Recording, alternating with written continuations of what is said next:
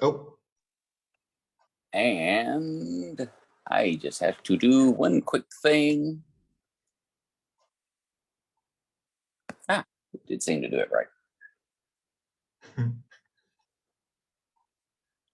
Only showing the two of us on here, and we are currently very much live and in the place right now. Ladies and gentlemen, boys and girls, I'm going to have you moving around just a little bit here, kind of weird, kind of playing with a little bit different as I try to put things back together. See, I have to do a show kind of solo.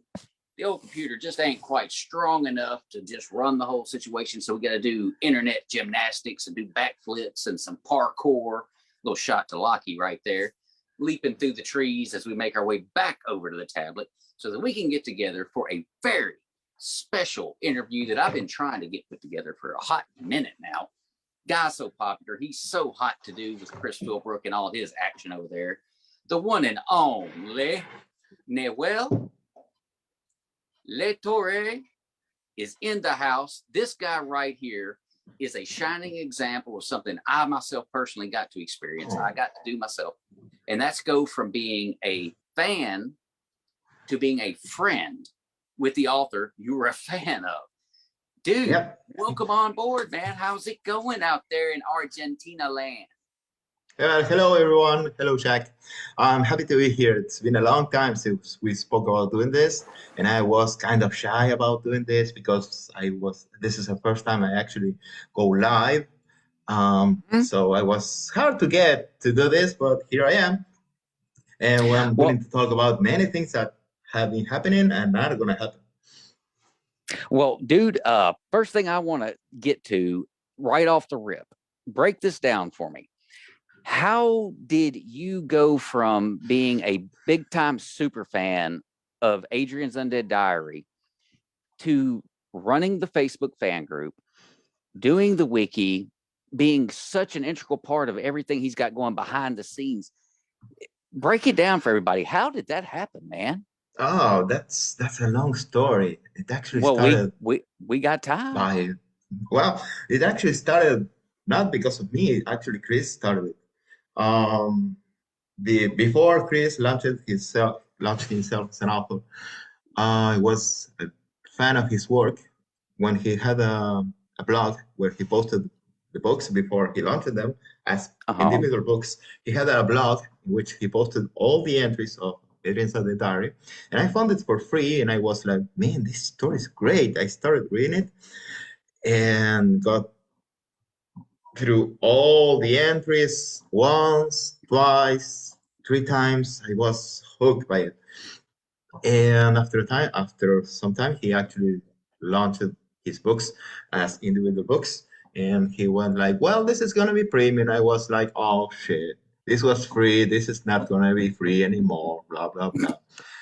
So he actually started a Facebook fan page for the Chris Philbrook fans. And I joined in. I remember the first time I actually interacted with Chris was during a contest in which he asked a question and the winner will get a free book. And I was the first to answer that because I have gone through it like 5 times at that point. And I was the first one, quick.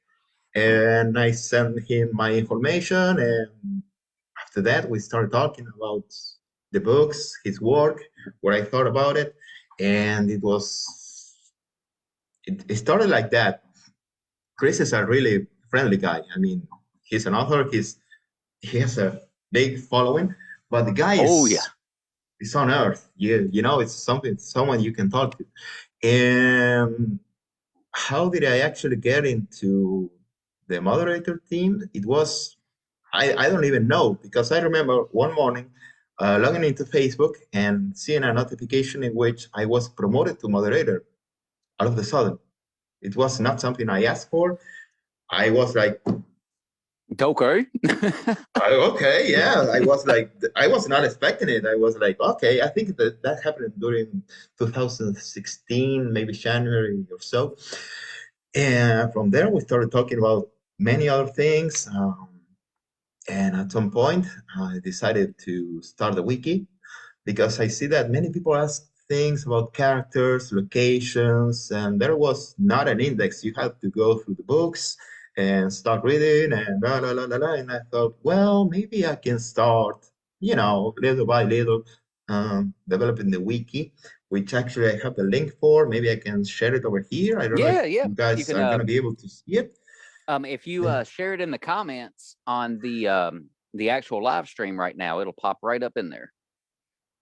You should see it by now. That's the address to the wiki. I'm hosting it on the fandom wiki because it's free. I like free stuff. And well, it was a surprise for me I was not expecting Chris to actually consider me someone important enough and give me the privilege to actually moderate stuff and be able to, promote stuff, do weekly posts about, well, when everyone joins, I write a short thing about people getting there based on the AD team, about survivors getting into Bastion and such. And it's been fun this far. I mean, I got to know many people. You are an example of it. And we're here right now. It's been a journey over here. There's been a lot of talking about with Chris about many projects we have going in the background, because the week is not the only thing I'm running over on. I mean, and well, here we are. Dude, it has to have felt like a whirlwind. I mean, you say 2016, so that means you have been like in the Chris Philbrook family for a hot minute now, man. Like I said, I'm new to it. Like I said, when I started the show and Richard came on board as one of my first two co-hosts with me when I went away from the one-on-one interview stuff, and he was like, "You've never read or listened to any of Adrian's Undead Diary?" And I'm like, "Not yet. I mean, I plan to, but I hadn't." He's like, "Dude, you are missing out." Because I was always this guy, that Mr. Mark Tufo fella, Oh yeah, no. the arch nemesis. Not really. We're kidding. But that was where I pretty much dwelled, and then I stumbled onto Javin Bonds. I got into him.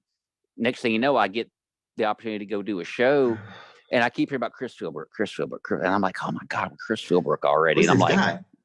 and so I'm like, "All right, well, I've got a credit. I'll drop it." And so I drop it, and I get the very first AUD, and I've been hooked ever since. Like, I'm just, okay, you win. What is something that he has done throughout the course of that series? Because it's a very long series now, I mean, it's branched out into fan fiction and everything else. Yep. It's grown. What is the one thing that he has done? And now I am big on spoiler alerts, but I'm sorry if it's something that happened like 8 books ago, it's no longer a spoiler. Like, you should already know by now. What is something he has done that just made you just yank your hair out? Like, why did you do that? Oh, nothing serious. I mean, I've been hooked up to it because it's really addictive to read. I mean, it's compelling because he's speaking sincerely.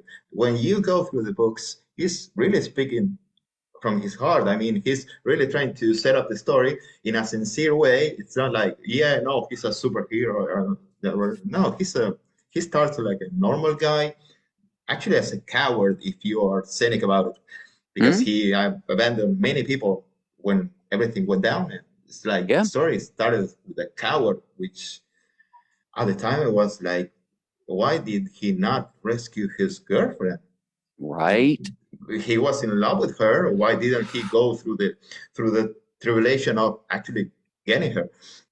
But after a while, you start reading it, and he's sincere about why he didn't do it, and he feels shame about doing it. It's like something that happens in real life. Maybe you think you're willing to do it, but then you cowered out and you don't do it, and it's like, man, that hit home.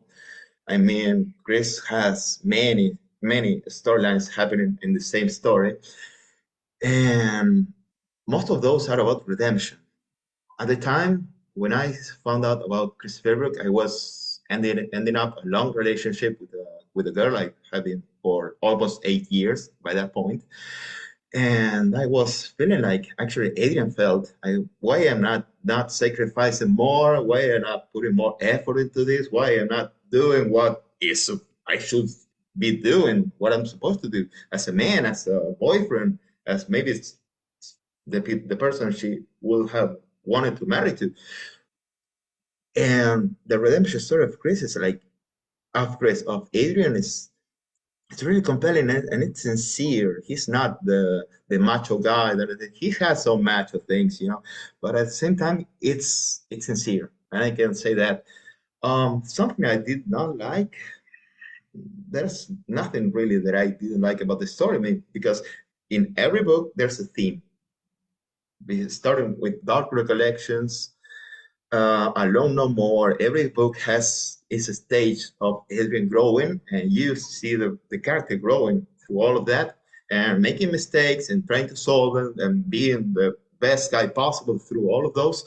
And it's something I think we all try to strive for, and he's actually doing it. He's putting the effort, he's putting the sweat, he's doing everything he can. He's trying to avoid violence, which oftentimes happens. People get aggressive, and if you get aggressive back, then it's a fight.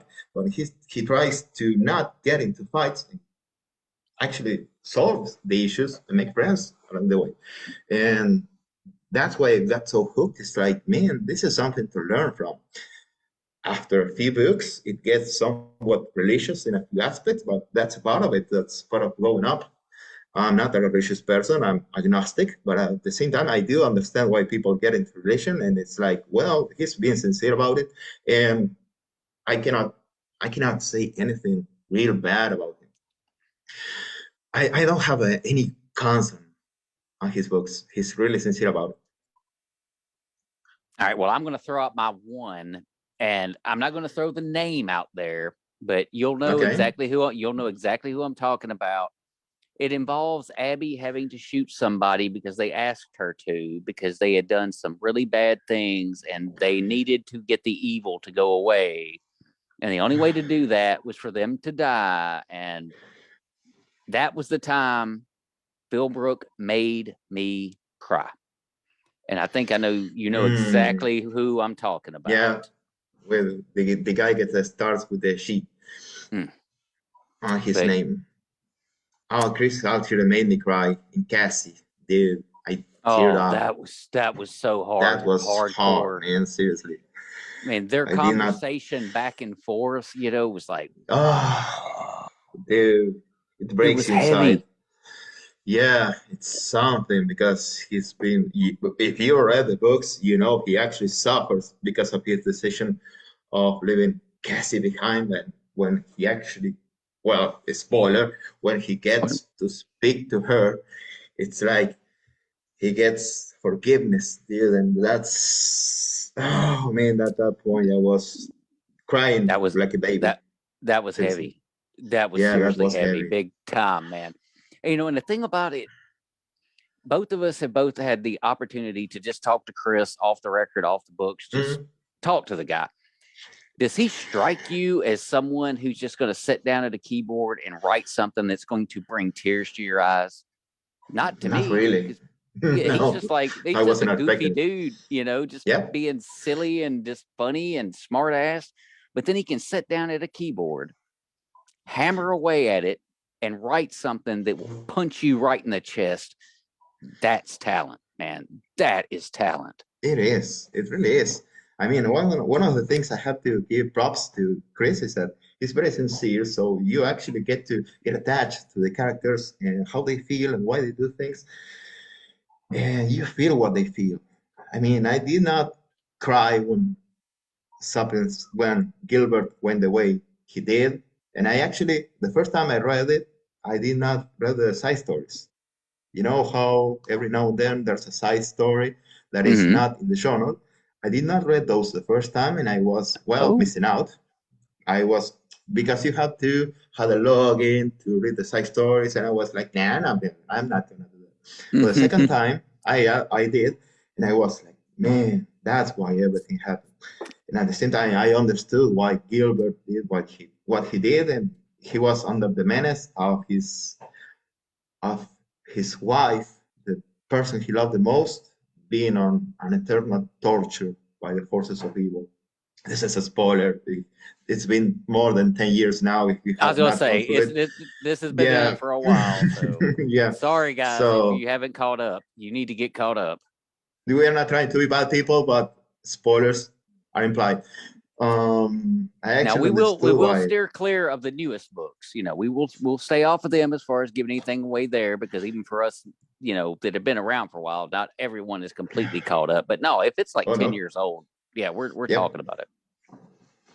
On that topic, I have not read anything beyond book 9 because I'm waiting for Chris to wrap it up. You have lost your mind. So that means you haven't Oh got to no. see you, or I say see like it's a movie or something. It should be, but you haven't got to listen to Adrian meet Lockie yet. No, not yet. Not at all. Because I Oh. want him to finish it, wrap it up, and then I'm gonna go through it. Well, you saw what happened the last time he finished it and wrapped it up. It wound up taking off and going again. Do you really think he's not going to do that again? Come on now. Oh well, he's talking about wrapping it up, and he's wanting to go into other projects. Well, I know He has Diggory. made it public, so I know. I know. I'm not spoiling anything. But Oh, what? I know Diggory is the thing he's working on. You know, Mm-hmm. currently, thankfully. And now, as a fellow fan, have you checked out the Diggory series yet? Are you up to I date? started it, but I'm half on book 1, so I have not gone through it fully. So I'm Okay. not Well, I'm on going to it, go ahead the and tell you. story. I'm going to go ahead and tell you up front. By the time you finish the first one and you get it done and it's in the kitty, you're going to feel like, okay, this guy Diggory Finch and Adrian have got to find a way to have a cross universe thing and meet, because they're The so crossover. similar. Because, you know, like you said, how Chris writes from his heart, he writes from who he is. Diggory and Adrian are brothers from another mother. Like, they are the same kind of guy. Sarcasm, you know, dealing with heavy stuff. They've got to figure it out. They're a reluctant hero. You know, I mean, it's just, man, they're so good. And the second book, which is a reason to hurry up and finish that first one. Oh, the bad guy in that second one is something else, dude. No, I have to Oh, check it's it out. something else. The In thing is fact, I that no, go oh no, ahead. okay. I was gonna say, I was actually texting with Chris a while back. You know, I work in a warehouse, so I unload 53-foot trailers as a regular thing. Well, now, if you think about the cover for Diggory Finch 2, it's got these two big glowing white eye looking things or whatever. If I have a trailer that has like that fiberglass like nose in it, my LED headlights recreate that. And I can't help but think of that book every single time I unload one of them because of the cover. And it's like I see it, and I took a picture of it one day and it didn't come out right. Like, I can see it, but the camera couldn't see it. And I was like, I want to send this to Chris so bad. It's like, it's Do those it. eyes. They're right there, you know, and it's like, it won't come out. So I'm thinking I might have to get like a professional camera to actually get the shot, because it literally looks like the cover of his book, just minus the rest of the art. But it's those two stinking eyes. And, you know, name giveaway. The character's name is Knife Eyes. Take that wherever you want with your imagination, because Okay. He has a share. it's fun. Oh, it's so much fun. Well, hell, let's think about this real quick. What do you do for a living? For a living, I'm the owner of an electronics repair shop in which I repair LED TVs, computers, gaming consoles, audio systems, and anything related to those. And I sell some used stuff. I mean, I have to make a living out of selling and repair. So I'm actually into electronics. My background is in IT. I'm a specialist in computers and consoles, video game consoles. So my background actually is in IT, and we have been in the family. We have been working on repairs for 20 years, and before that, we used to sell products, which is something completely different. But I've worked on those both.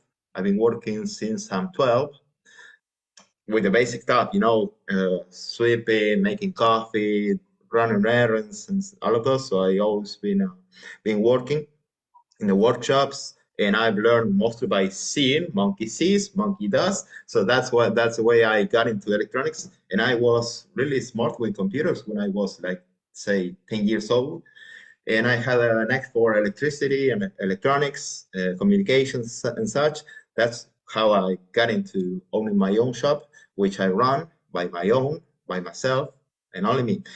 I don't have employees. I have other workshops that I have arrangements with that I send the things I cannot do because I'm in the counter, I'm in the back, I'm doing maintenance, I'm getting the supplies to keep repairing, I'm buying things to sell, I'm doing everything. So it's like I'm always working. Actually, I took the day off to do this. I work 7 days a week. Crazy as it I, is, I used I to was work 7 days a week. I was literally about to ask you, when the hell do you sleep? I Oh, mean, at night, I fall into bed and I I sleep right away, dude. say I Tired. could totally believe it because I mean, it's one thing to do all the things you just said, but then to go ahead and go, you know what? Yeah, we can stack this take care of Chris stuff on top of it. It's fine. I got it. I mean, that is impressive. And I'm telling you, that's why someone like Chris Philbrook goes, I need this guy. Because you walk around with a work ethic that I wish my coworkers had. I've got a few that have it, Mm. but they're a few. They're a few. There ain't many of them. If we had a whole crew of people like you, man, our business would run smooth all the time. But not everybody's willing to put in the time, put in the effort to, get out there and try that hard, and then take on side projects like what you do for Chris, man. That's why I've always been amazed by you, because I'm like, how does this guy do all of his main job, the thing that pays the Mm. bills, and then still do all this other stuff on the side, and then still find time for himself. Now, when you do find that little bit of time for yourself, what do you use it for? Oh, that time that I have for myself, I actually use it to run the social part of the group, and I actually have fun doing things. I mean, when I play games, let's say like League of Legends or Dota, on those games in which you have to actually form a team to battle against the others, I'm usually a support. I like supporting stuff, and I've been told I might have ADHD, so I like doing many things um, on parallel, and I tend to have an addictive personality, and I found that if I let myself idle, I go the bad way, and I don't really want to go that way. I mean, I can be playing video games all day if you let me, or start smoking or whatever, and it's like that's no way to live. And well, I I'm used to work since I've been working since I'm 12, and when I was 18, I was working, I was studying, I had a girlfriend, I had a social life. I mean, I need to be busy. If not, I start scratching myself because I'm not doing anything, and I have the need. You can say that I have ants in my butt because I need to be constantly on the move. I cannot sit idle because if I sit idle, I degrade into something I don't like. I Hey, don't just like just the for the way just for the record, in the states, yeah. it's ants in my pants, not ants in my ass. We don't want them there. In the pants is one No, thing, but no, in the ass that's a whole different thing. And no. boy, In Argentina, that's the expression. It's hormigas en el culo. That's the way we say it because it's like, yeah, that tingly feeling in your ass that when you sit and you're idle. yeah, No, you got I to don't get like up, that. got to move. Yeah, exactly. And I need to be on the move. I'm actually, well, over here it's spring already and the climate is getting much better. That's why I'm using a shirt without sleeves. And when I have free time, I have to be on the move. I go bicycle. I'm doing some weights right now because I want to actually look good for the summer. Hey, And sun's well, out, guns I out, need, baby. yep. So that's why I keep doing things. And actually, Chris lets me. He gave me a lot of leeway to do stuff because he actually thinks what I do is worth doing. and he lets me. And that's fun because I admire him. And someone that I admire letting me do things for him on my own, man, that's a dream. That's something I could have never thought that might happen, and it's happening. It's like, okay, let's not waste this opportunity and let's move forward. Let's prove him right by selecting me as a moderator, as an administrator, as someone that he can rely on. And I want to prove him right. And That's part of it. you've done nothing but that. But just a real quick holler, Derek Bush, Yeah. Jason Myers, and Michael Richardson are all watching right now. So you want to shoot Hello. a little quick hi to those folks. What is up, everybody? Especially you, Jason. Jazz and gear, man. Write a book. Come on. Chop chop. Yeah, Jason's an author. Man, he's got some good horror stuff out there. You know, he's trying to get things back on the straight and narrow, but we're waiting on his next big release. Man, let me ask you then. Okay, has Chris ever asked you to do something that you just went, I don't know how to do that, but I'm gonna figure it out, and then you did?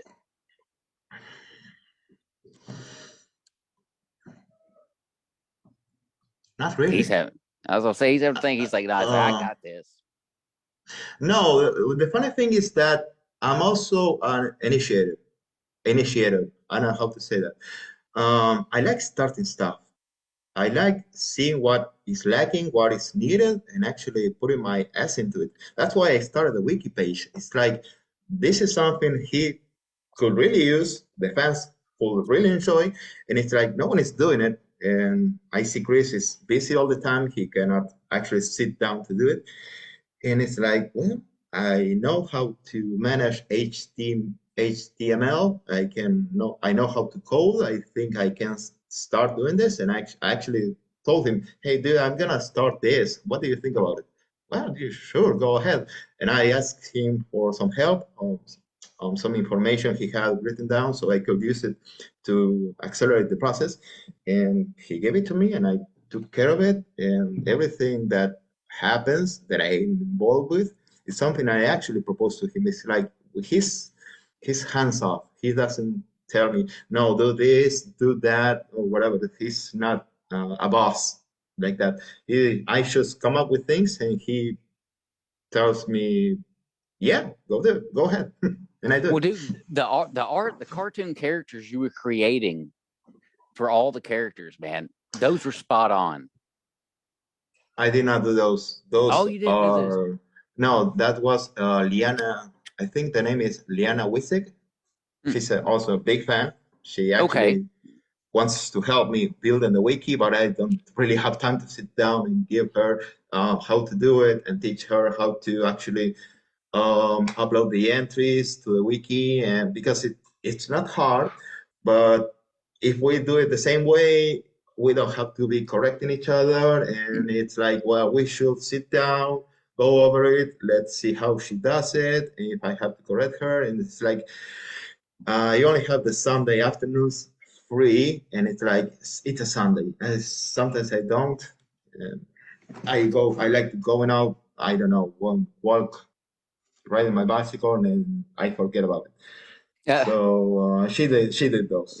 She did, but she did good, man. She did really good. Yeah. I mean, even with Adrian with the mohawk, and I mean, just had everybody looking right, but they were like the cool cartoony. Like you could almost take those and squish them down into a Funko, with the big head, and then like the little bodies. It'd be perfect. Those are but great that is impressions. cool. Yeah. They're really well done, as far as giving somebody a basic idea of what the characters look like, because Chris does a great job of describing them, but to like see a cartoon image of them, it's like now I really want to see I want to see AUD animated, like give me the cartoon. No, AUD. we all want. Yeah, for the longest time, Adrian did not have a face. Now we have a face for it. See, I've always just pictured Adrian the way he was originally written when he was doing the emails to his friends, which I wasn't around for that, obviously.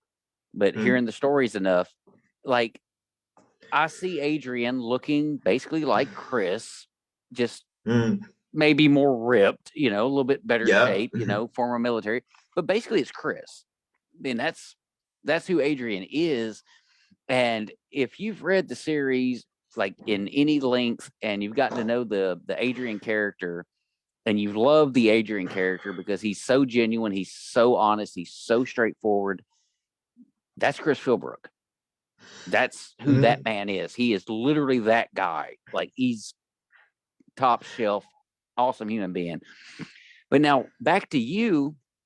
Okay. You're trying to time all these things you got going on. You got your job that you own the company. You're trying to keep that in line. You got the stuff you're doing for Chris.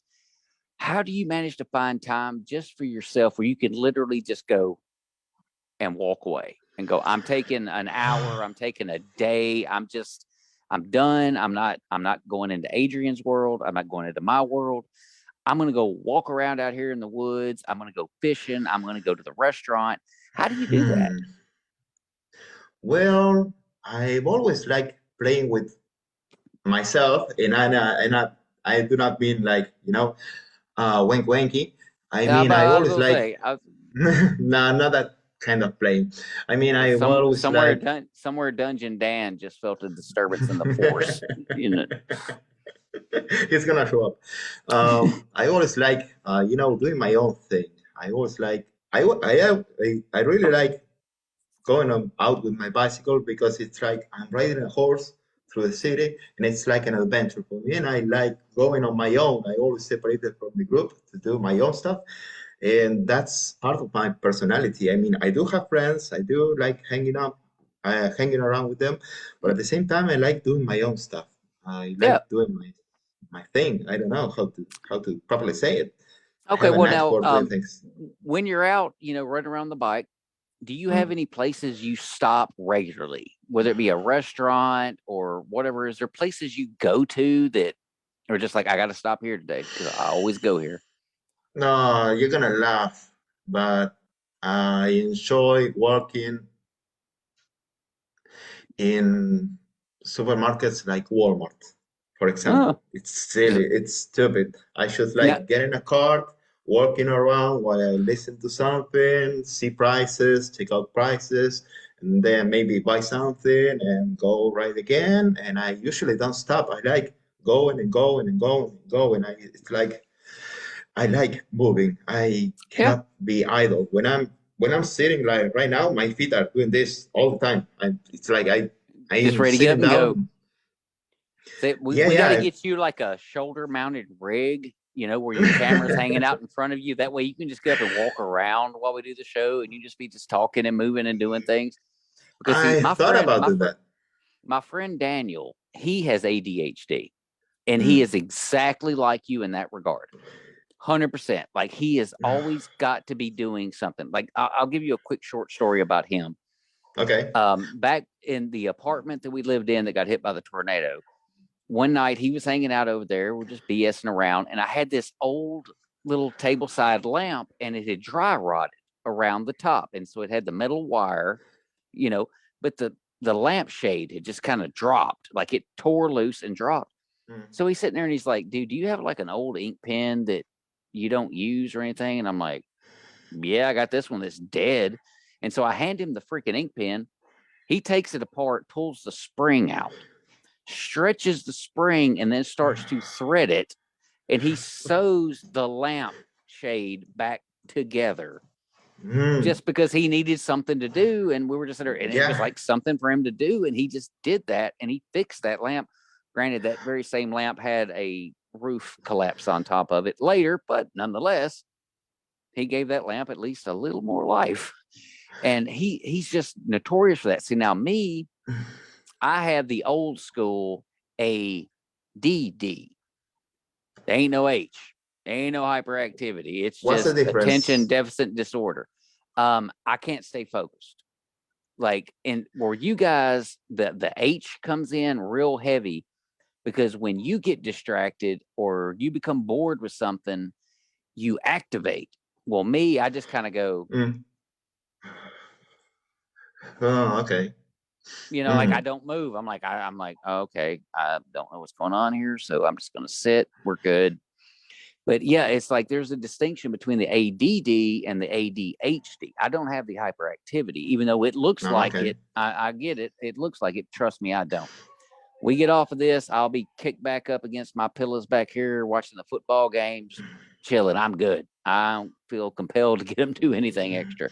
Figure I do enough. Oh, okay, that's different. I cannot do that. I cannot sit idle and let's say hear something. For example, when I'm doing things, maybe repairing something in the shop, I have to be listening to something because if not, I go crazy. Because I'm doing something, but I also need the distraction of listening to something and I'm paying attention to both things I'm doing at the same time. That's the way I keep a balance and I keep focused that way.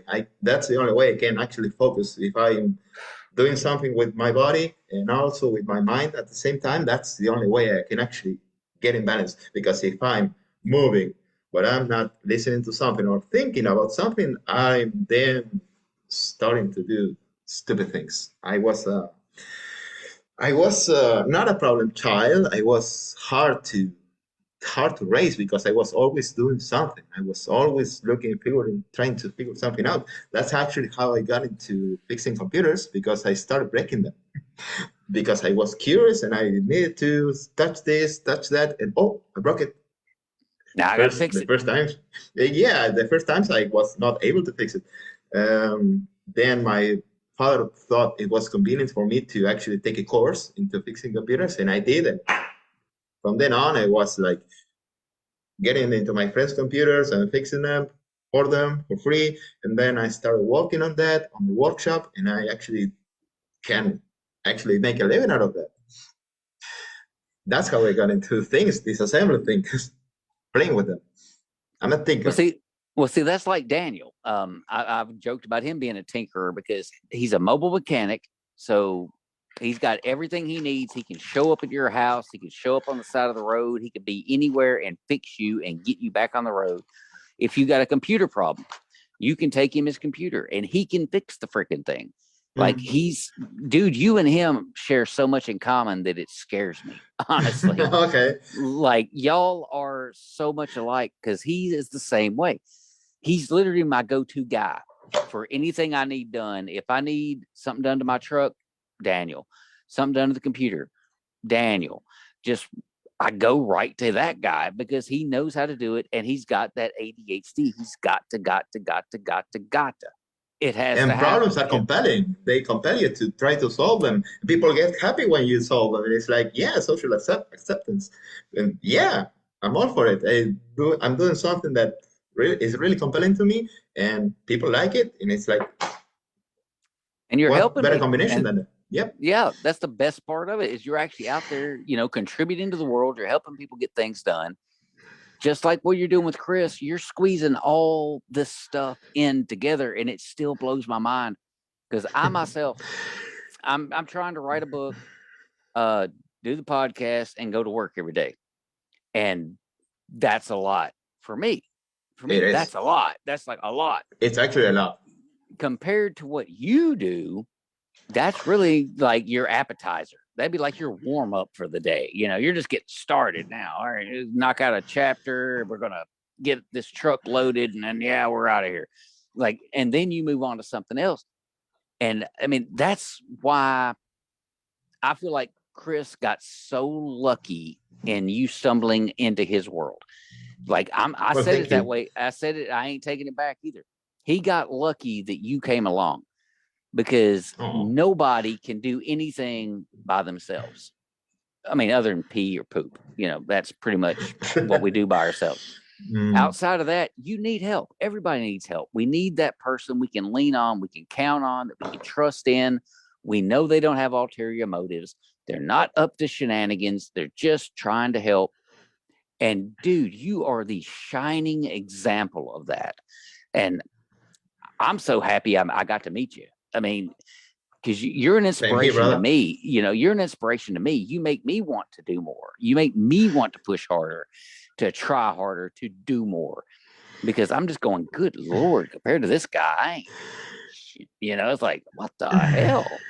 Mm. Ah, damn.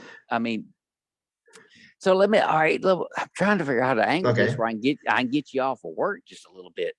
Um, All right, fine. If you could go to any theme park around the world, like you could take the time off, money's no object. Where's your theme park? Where are you going? And what is the first Hmm. ride you're getting on? Well, first off, I've been willing. I no, not willing. That's not the word. I've been intending to visit the US for the longest of time. I mean, Chris invited me to his place many, many, many times. It's like, well, I live in Argentina. I was born and raised here, and this is a third world country. Um, so it's hard to actually save money and say, okay, I'm gonna spend, let's say, $4,000 in plane tickets, in going there, having some money to spend. It's like, no, that's a lot of savings over Yeah. here. I mean, maybe probably over there too, but over here it's harder. It's harder to get money. I mean, the salary over here is $200, but that's off the question. I I've Not been intending to necessarily. visit the US. We can always do a GoFundMe. Don't think we can't. I'm not gonna spoil anything. So I'm not gonna say anything about that. But I'm not gonna spoil anything. But about visiting the world, well, I've been moving around Argentina. I went to Patagonia, which is down south, in Neuquén, Chubut. I've gone north to Entre Rios. No, no, not Entre Rios, Santa Fe, which is a province. Those are provinces in Argentina. And I actually have a good time.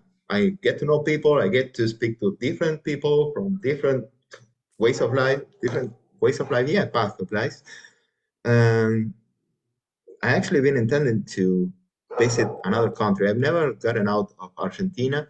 I'm actually trying to move to Europe. I'm doing my papers because my family comes from Italy. So I'm trying to get my citizenship so I can move there because Argentina is going down the drain.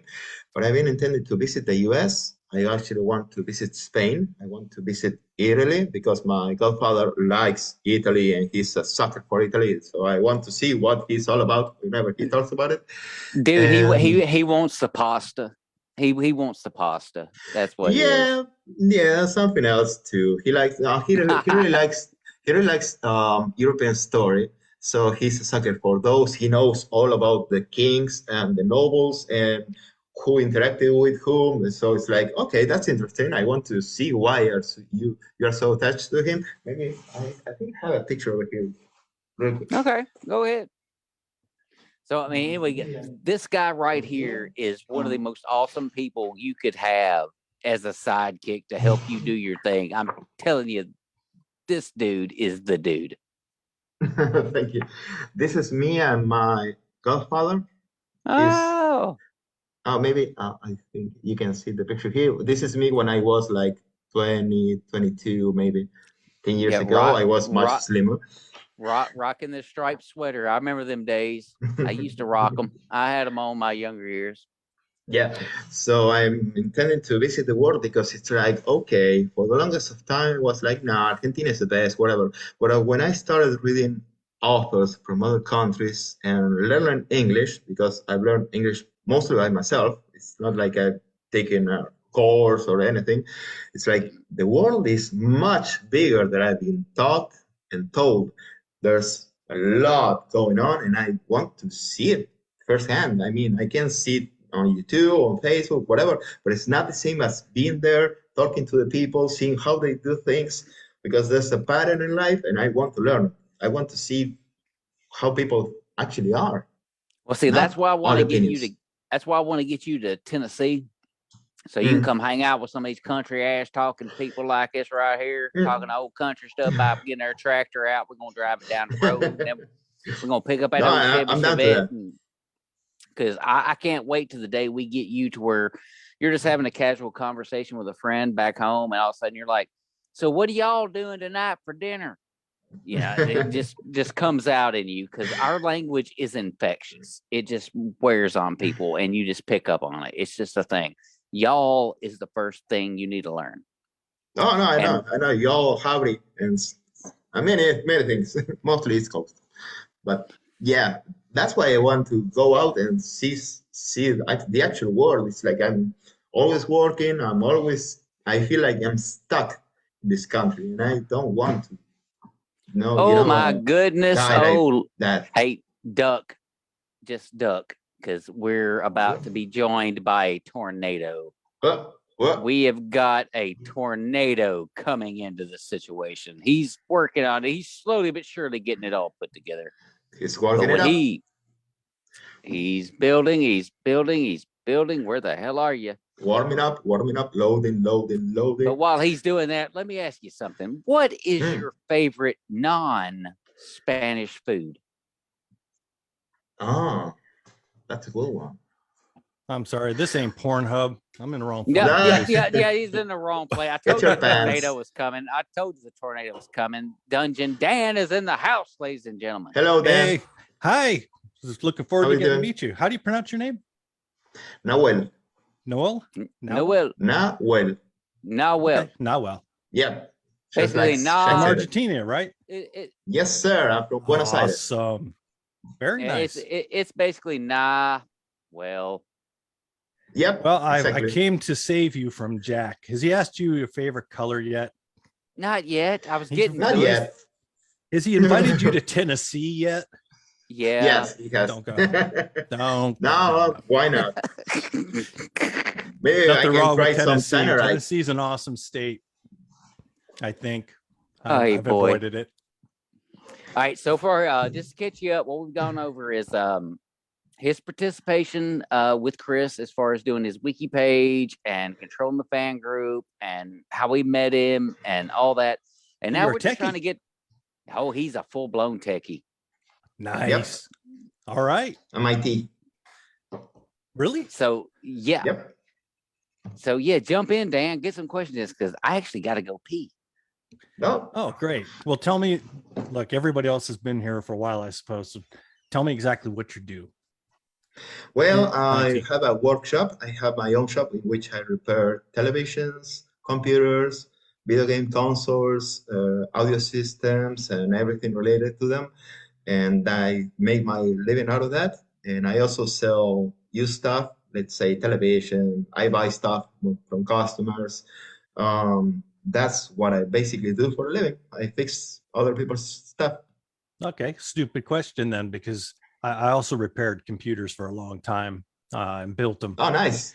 Do you get that weird sense of satisfaction when you bring a computer back from the dead and you just see the people like, oh my God, how did you do that? Pretty cool. Yeah, it is. And I have a knack for it. Sometimes people just bring me stuff. I touch them and they work. It's magic. Oh, really? Sometimes it's magic. Sometimes.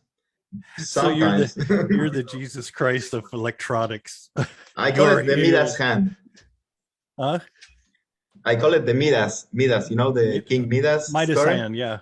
Midas, sorry. Pronunciation. No, actually, you could say it either way. I go Midas because, that's how it's English. I say in Spanish, sorry. I do not turn any stuff into gold, but I'm able to repair them. Nice. So you've gotten into the software side of stuff, graphics and I have some knowledge about web design. That's how I got into image. How do you call it? Editing, image editing, video editing, audio editing. I have some knack for it. I like doing stuff. I don't really have the time to sit down and really learn the tools to do what I intend to do, but I like doing simple stuff. You learn what you want, what you need to do, right? What I can, because I told Shaq that I work 7 days a week. I work the whole week. So it's like I have little time and I try to be productive on that free time. That's one of the things we were talking about previously. And I don't really have much time. So I try to focus on what I know how to do. And if I've done everything, then I play with the tools. But it's like I do some minor stuff in video editing, audio editing, image editing. See, I get a lot of the same interest, and I hit YouTube and I start learning, and so all my video editing and audio and all that, just learn what I want. Go ahead, Jack. Well, yeah, I was going to say, I mean, this is why I kind of wanted to talk to him. And we're doing the special show here today on a Sunday, because I've been trying to get this freaking guy to do a damn episode for the longest, but he's been too shy about it. And Yeah. now we finally get him on there. And first off, you can see you're not getting bit. Nothing hurts. It's okay. Oh no. Oh, I haven't cut in. I haven't even started on you yet. Oh yeah, no, Yeah. trust me, Dan's coming. It's just well, wait, that was bad. No, But nonetheless, I'm nice. no, this guy right here, man, I don't know how he sleeps. I don't know when he gets time. He doesn't, but he's young. He can do Oh, yeah, that. He claims he does. He swears he does. He says, I collapse, I fall asleep. And I'm like, yeah, okay, for about 10 minutes, and then you're back up and you're at it again. I mean, because you wake up and you got a motherboard stick to your face. Going, yeah. I try not to sleep on the work, but yeah, that has happened once. See, that was me during the makeup effects days. I'd be out there till 3 a.m. working on something. I wake up and I'm on my workbench sleeping. Sometimes I remain during the night fixing stuff when I get how do you say, when you're due and you're not getting it done. Well, I sometimes, let's say 3 times a month, I sleep in the shop because I have to get things done during the after midnight, and I have to get everything done because I'm the owner. I'm the only employee I have, so I have to do everything. I have to fix stuff, tend to customers, tend to suppliers, and everything. So I have to be on everything. If I'm not on it, it doesn't get done. So I have to manage my time, and sometimes it's tricky, but I like to play with it. I get it done eventually. So it's a good learning experience for you. Everything you're going through now is going to serve you well later in life. Yep, it's going to pay off later. It will, because it'll be just like one of those been there, done that. I'm actually there. Before. Yeah, then one day you'll have a gray beard talking to this asshole over here, Childress, every week on the show. Yep. But I mean, here's the thing. I mean, that's why I'm so impressed by you, dude, is you work your ass off. And then I go to work Monday through Friday, and I look at fools that are standing around, playing on their phones, dicking around. They're not even trying. They don't even care.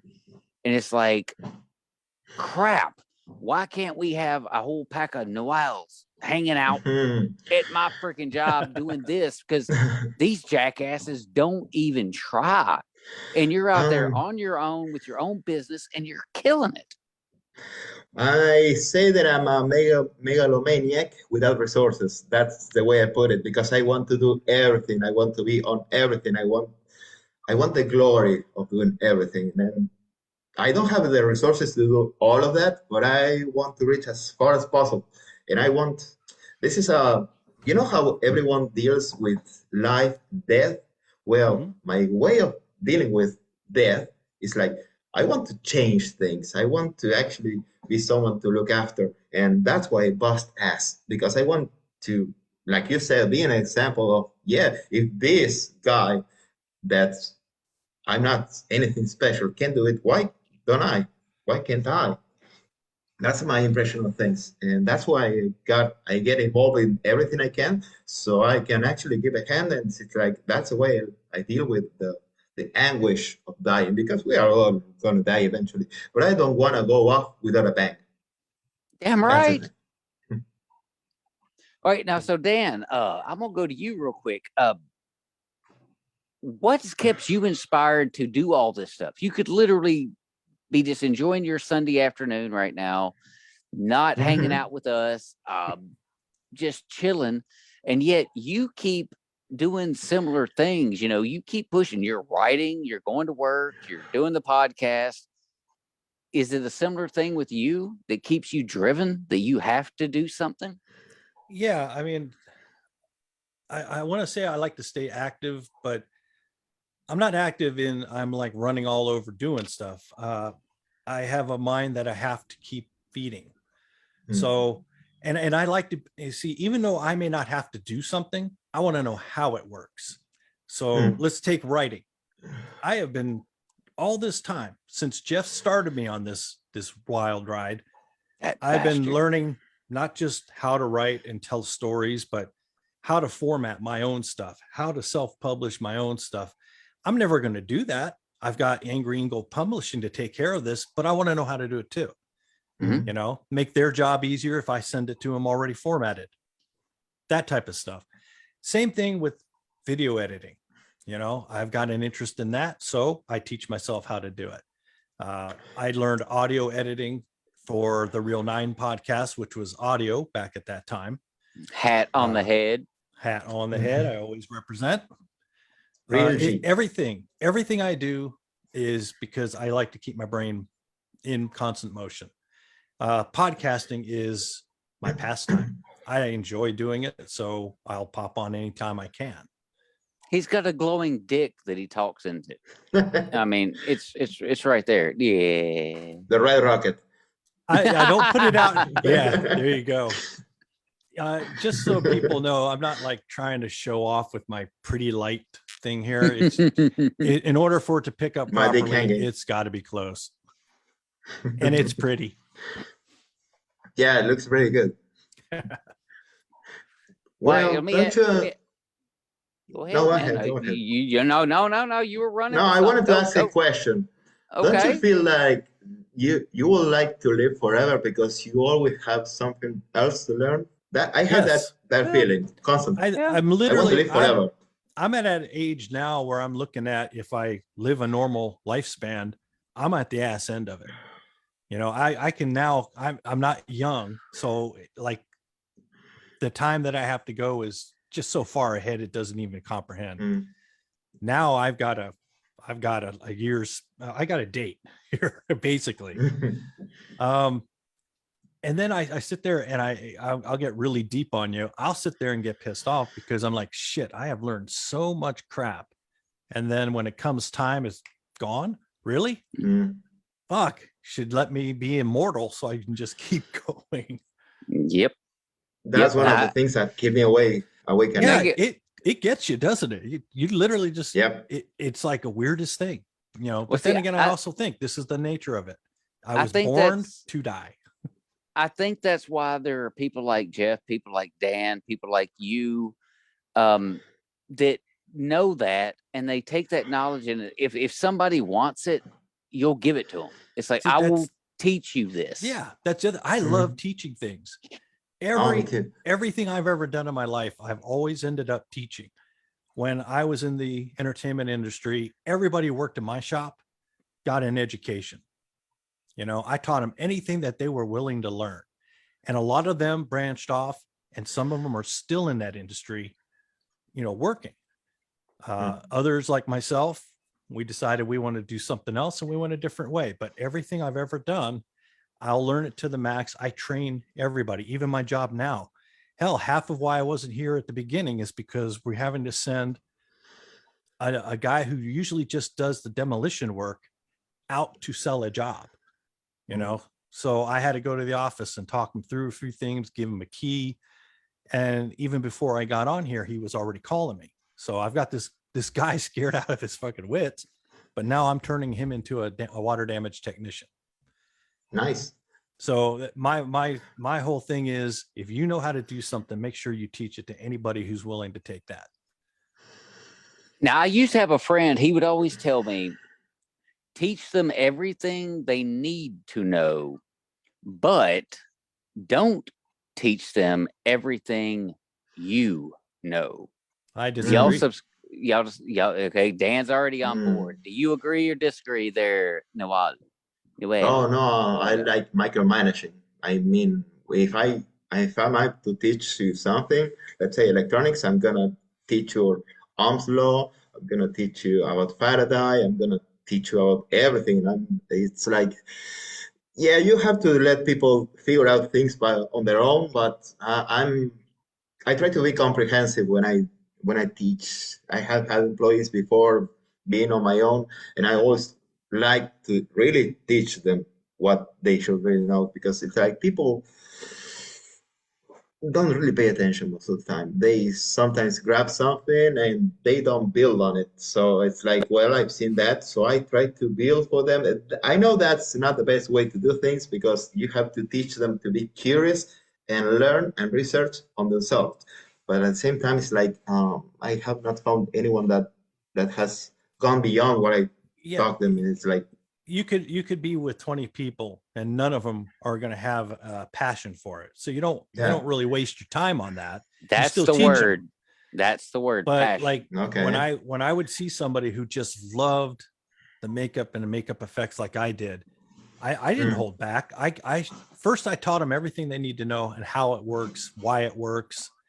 And then I taught them what I've learned over 20 years time. You know, the example would be Lon Chaney. Y'all know who Lon Chaney is? Oh yeah. Yeah. He was the actor Wolfman. that did his own makeup. He was the Phantom of the Opera, you know, the original 1920s, 30s Phantom. Mm-hmm. He was very secretive. He took a lot of his secrets to the grave. Then you get people like John Chambers and Dick Smith, who did not hold back. They taught all their tricks. And then that industry exploded with people like me. We all had an interest. The education was available. And then, you know, as you do things, and now, you'll know this, as you do things, you learn the little tricks, you know, especially in electronics. There's, you know, little things that, you know, it's like, okay, I know by the book you're supposed to do this, but I already know this and this are fine. So I'm going to go ahead and go right over to here. You pass that along. And then those people learn more tricks and they teach other people. And it just goes right down the line. That's the wonders of teaching. That's how we make progress. That's how, yeah. If maybe I'm not a good teacher. No, everybody's I mean, actually you are. You're a good teacher. You're a great teacher. But I mean, you're like I said, you're giving everybody what they need. You're giving them their food. You're feeding them. Now, what they do with that, that's completely up to them. That has nothing to do with you. I cannot seem to get people getting passionate on things, and that's something I really struggle with. It's like I can teach them how to actually recognize issues, but I'm not able to teach them how to be passionate about it and do their own research, which is really what puts you forward. All right. Well, to make you feel better or worse, I don't know which is going to happen here, but okay. We have been trying to get our podcast moved to YouTube for like forever. And that's something I could have went and learned how to do. Zero interest in learning how to do. So I've been leaning on the likes of Richard, Jen, and even Dan to try to pull that off, because it's like, dude, I'm trying to remember how to still operate this forklift. I don't want to know how to do that. That's where, see, this is where Jack is very smart. He has surrounded himself with people with the same passion and expertise in other areas. So Dan's a genius. Dan, he won't admit it, but he's a freaking genius. An absolute fucking genius. Trust me. Half the time I have to come back from my car because I forgot to put pants on before I go to work. Well, everybody does that. But so like I'll be loading on that. I'm going to be loading all these videos up to YouTube so we can get that presence going. Jen's going to be helping, Richard's going to be helping, and we'll be able to, between the three of us, we'll get that rolling. And the book Asylum will be, you know, I'll have a presence there as well. I'm actually surprised you guys are not using OBS. Don't you know about OBS Studio and streaming application like that, in which you can actually stream in many platforms? I do know about that. We have to use the Zoom because a couple of our people have issues with their connection, and it seems like I was trying to be nice and not point you out, Jack.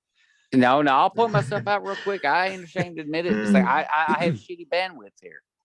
I prefer StreamYard, and it lets you do the same thing.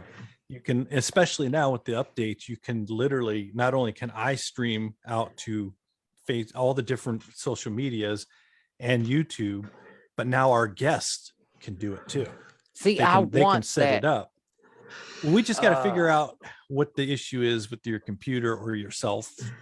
Well, no, it's a bandwidth. It's a bandwidth thing. That's what the Comcast people said that right here where I'm at, with the power lines and everything around me, it breaks up my signal coming in.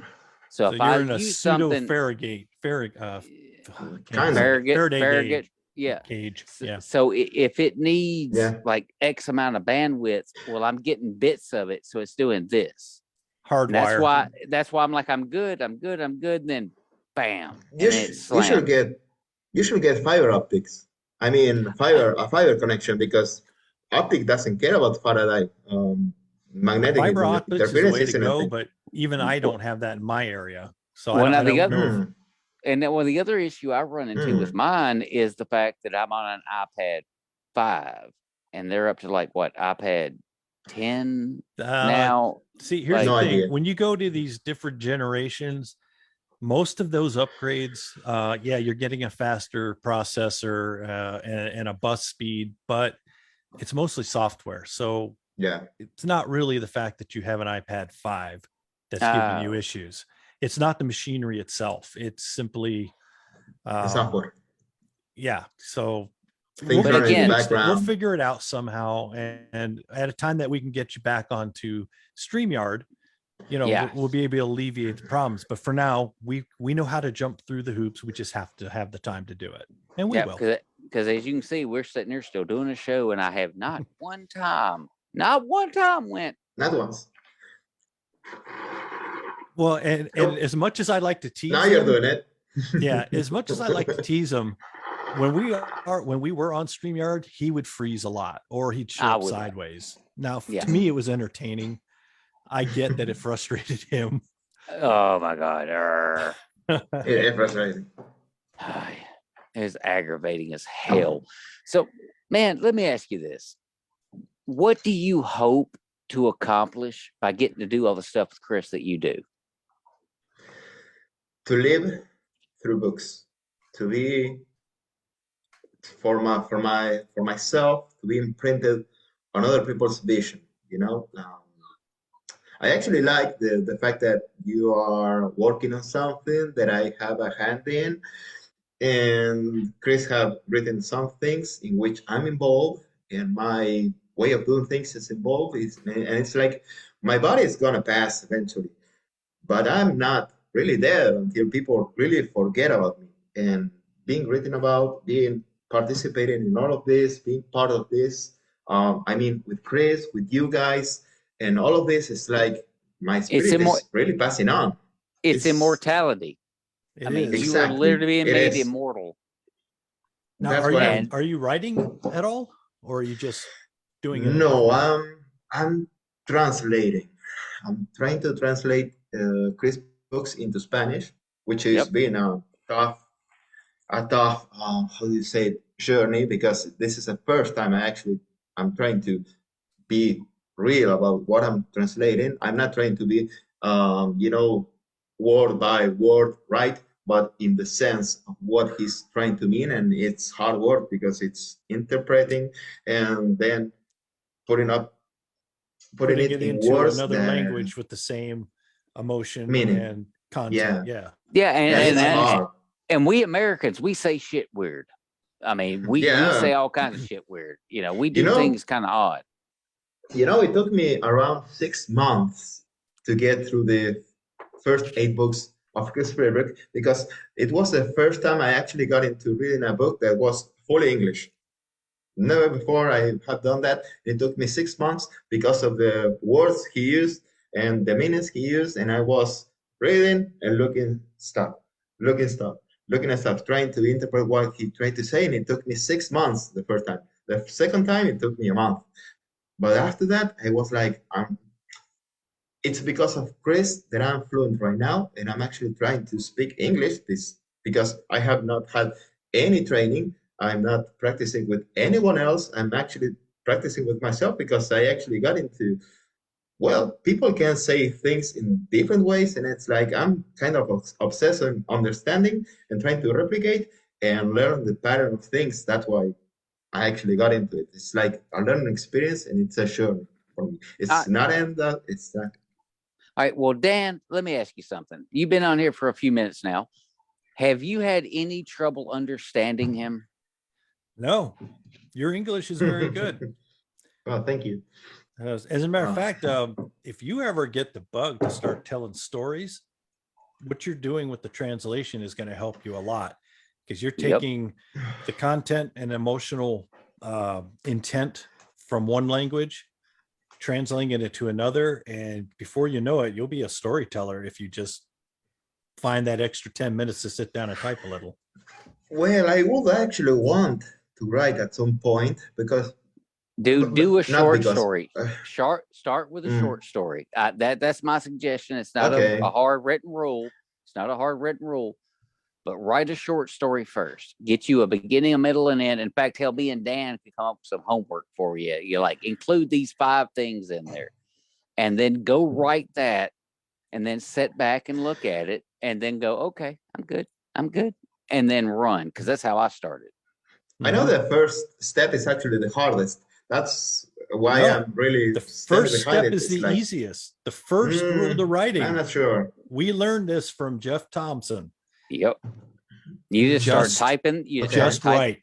Just write it. Just type. Don't think about it. Just write. Type. Because but I'm self-conscious about it. I think I'm not making any sense. When Stephen King first started writing, it's shit. See, you just got to put your idea out on paper. Fix it later. For you to look at, and then you send it to your friends. Don't send it to Facebook. Send it to your friends and let them look at it, because we're going to be honest with you. We're going to be like, hey, that's cool and all, but maybe the goat should not be fucking the guy. Maybe the guy should be fucking the goat, like get it right. In America, we fuck the goat. Yeah, exactly. We got to get it right. But aside from that, man, just send that to us. And dude, you've been indoctrinated enough that I believe that you could actually write a really cool Argentinian-based short story about a character that wandered off into the jungle and stumbled across something out there, and they ran for their lives, and all this happened, and you could write that story. I have no doubt. I don't know where to start. I mean, I know I should start with a short story, but I'm not really sure what to write about, or what do I want to tell. What intrigues you the most? Oh, the world, the whole world. So I'm amazed by humanity and everything. Right, you write your first story about a guy who is running his own electronics repair store and the dreams he has and what he's working towards. There you go. I'm not sure I want to write about that.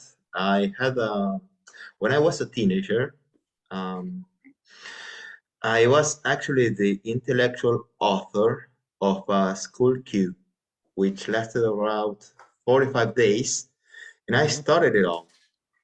And it was like we took over the school for 45 days because the school was going to be sold because it was in debt. And I was in fear about losing another year because I repeated one and then I quit it for 1 year. So it was 2 years behind in high school. And one of those, when I actually started studying again in high school, well, the school was about to be sold, and I actually took matters into that, and I was like, no, this is not going to happen. We're not going to lose the year. I don't want to lose the year. And I actually started a small revolution, which I did not continue because other people took over, but it's like, well, people actually like. If I wanted to write about something, it's about leadership. Something that people don't really do. They do, they try to, but they don't really. Well, that's something that's something the two of us kind of talked about before Dan got on, about how Adrian took that leadership role, even though he didn't really want it. He didn't see it coming, and he wound up in it. Yeah, you could write that, dude. You could absolutely write that because you've experienced it already through the writings, through your life. You could tell that story. You could tell the story of this individual that finds themselves thrust into a situation to where they've got to take control. They got to be in charge. They have to be the voice.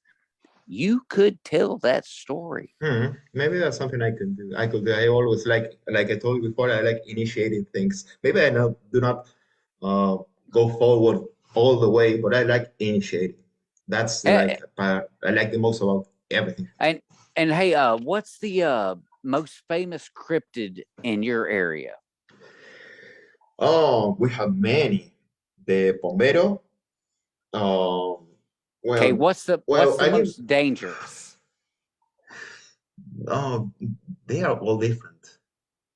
I mean, we have the Nahuelito, which will be like the neck, and how do you call it? This lake in Ireland that has a kind of dinosaur in it. Oh, Ness, Loch Ness, Loch Ness. that one. Yeah, we Loch have Ness. something along. So we have something like that in Patagonia, in the Nahuel Huapi River, which has actually is very parallel to the how do you call it? Loch Ness. Loch Ness. Like it's in England, around England, between England and Scotland and Ireland, kind of. It's a lock, kind of hidden to Yeah, itself, little place. So, dude, you could we literally create a story behind your Loch Ness with your main characters. I mean, Dan, tell I'm me not I'm wrong. into I got a question cryptids. for you though, and I'm Okay. trying to remember the name, and I'm sorry if I get this wrong because lately every show I get something wrong. Every You're show. fine. How about it? Argentina. God, I can't even remember. Argentina has a cryptid, or the most of the world calls a cryptid. Actually, I think it's a god. Really, it's a large serpent. Maybe I'm thinking of the Amazon. You may be. We I don't might have be any thinking snakes over here. you don't have okay. Then I'm No, thinking the Maybe wrong thing. north in Argentina, which has a frontier with Brazil, but I'm not aware of it. Sorry. Brazil. That's what I'm thinking of. I think Probably. Brazil is another one that has it's basically in the Native Americans, it's a god. nah, And he's it's too all cool for Brazil. Mm. I like No, I know Argentina. many Never Brazilians, been but I there, don't but I know love about it. that. Oh, thank you. Well, we have some of those like the bad light, which is Yeah. light that appears during the night and takes people with it. If you are alone near a forest or near a field, suddenly a light shows up and gets you away, and you See, now disappear. I'm going to be looking up Argentina myths and legends. I'm gonna write it over here. Maybe you can see it, so you can look it up. Yeah. La Yeah, luz that's gonna mala, pop. we call it. Yeah, that's gonna pop up in the I love learning about the chat. other cultures. That's one thing I love about being in the Navy. I got to go to a lot of different countries, and my best friend taught me that you don't just stay in the port town. If you have more than 24 hours of being on leave, we would always go to the smaller villages. Learned so much about these countries and the people. So That's when you if actually you'll learn put the some culture. links up for me, I'll start digging into Argentina.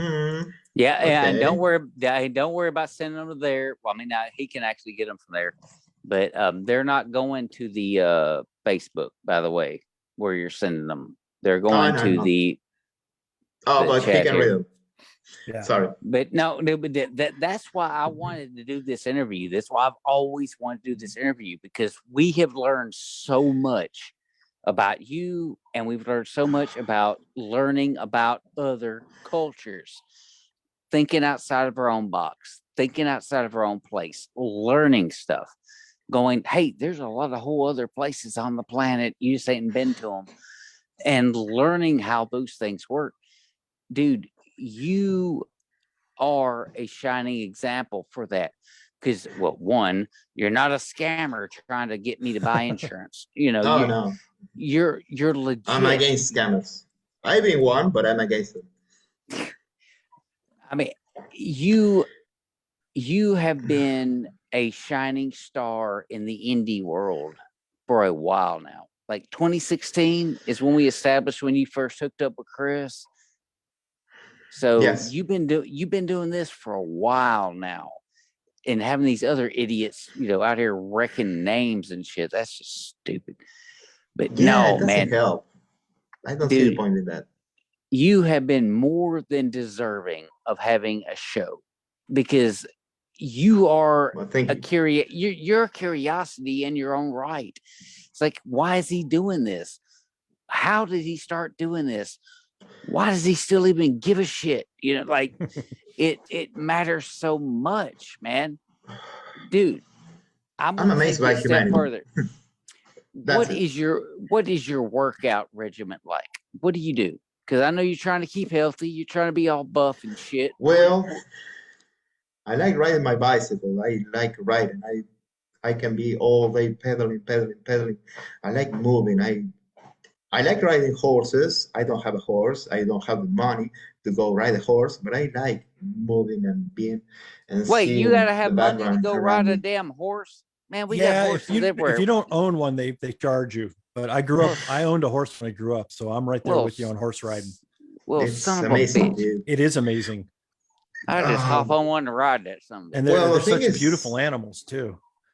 well, the thing is that I've always worked, but money, I have not saved money because when I was 15, 16, my father had a motorcycle accident for which he has been on the surgeon table for around 10 times. He's actually handicapped today. He has a disability. So I've been working and trying to sustain him and trying to give him the best life he can while he tries to sort his things out. So it's most of the time any money I have earned, it has gone through a pot from which he took because he Mhm. needed to remain home and I had to work and for one reason or another, I have not been able to actually save money. So it's like I've been always working and not seeing the fruit of it. In the last 2 years, well, we have separated with my father about dealing with stuff. He's on his own now, and I'm actually saving now, and I'm actually saving to move from this country. That's why I'm not spending on fancy things. My clothing is 10 years old. I'm wearing the same clothing I was wearing 10 years ago. Sexy, looking sexy. Oh, thank you. Oh.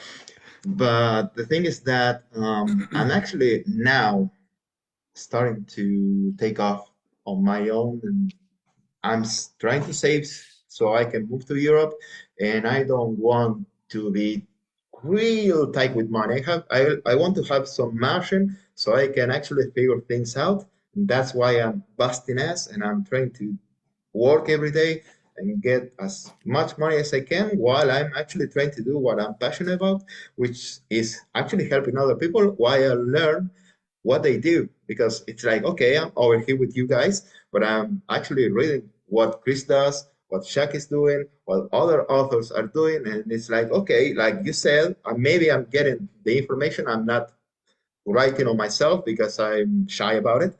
But at the same time, it's like, okay, I'm getting to know this. So when I start, I don't start being a total noob. Mhm. I have some background on it and I can actually know what people like reading and how to express in a way that people actually get what I'm trying to say because I can go and on and on and on about many things and maybe they don't get any of it. So that's why I don't know, I'm trying to be on everything. As I I started translating for Chris, I would like to do it with many authors. I mean, the Spanish market is big. And it's like Yes.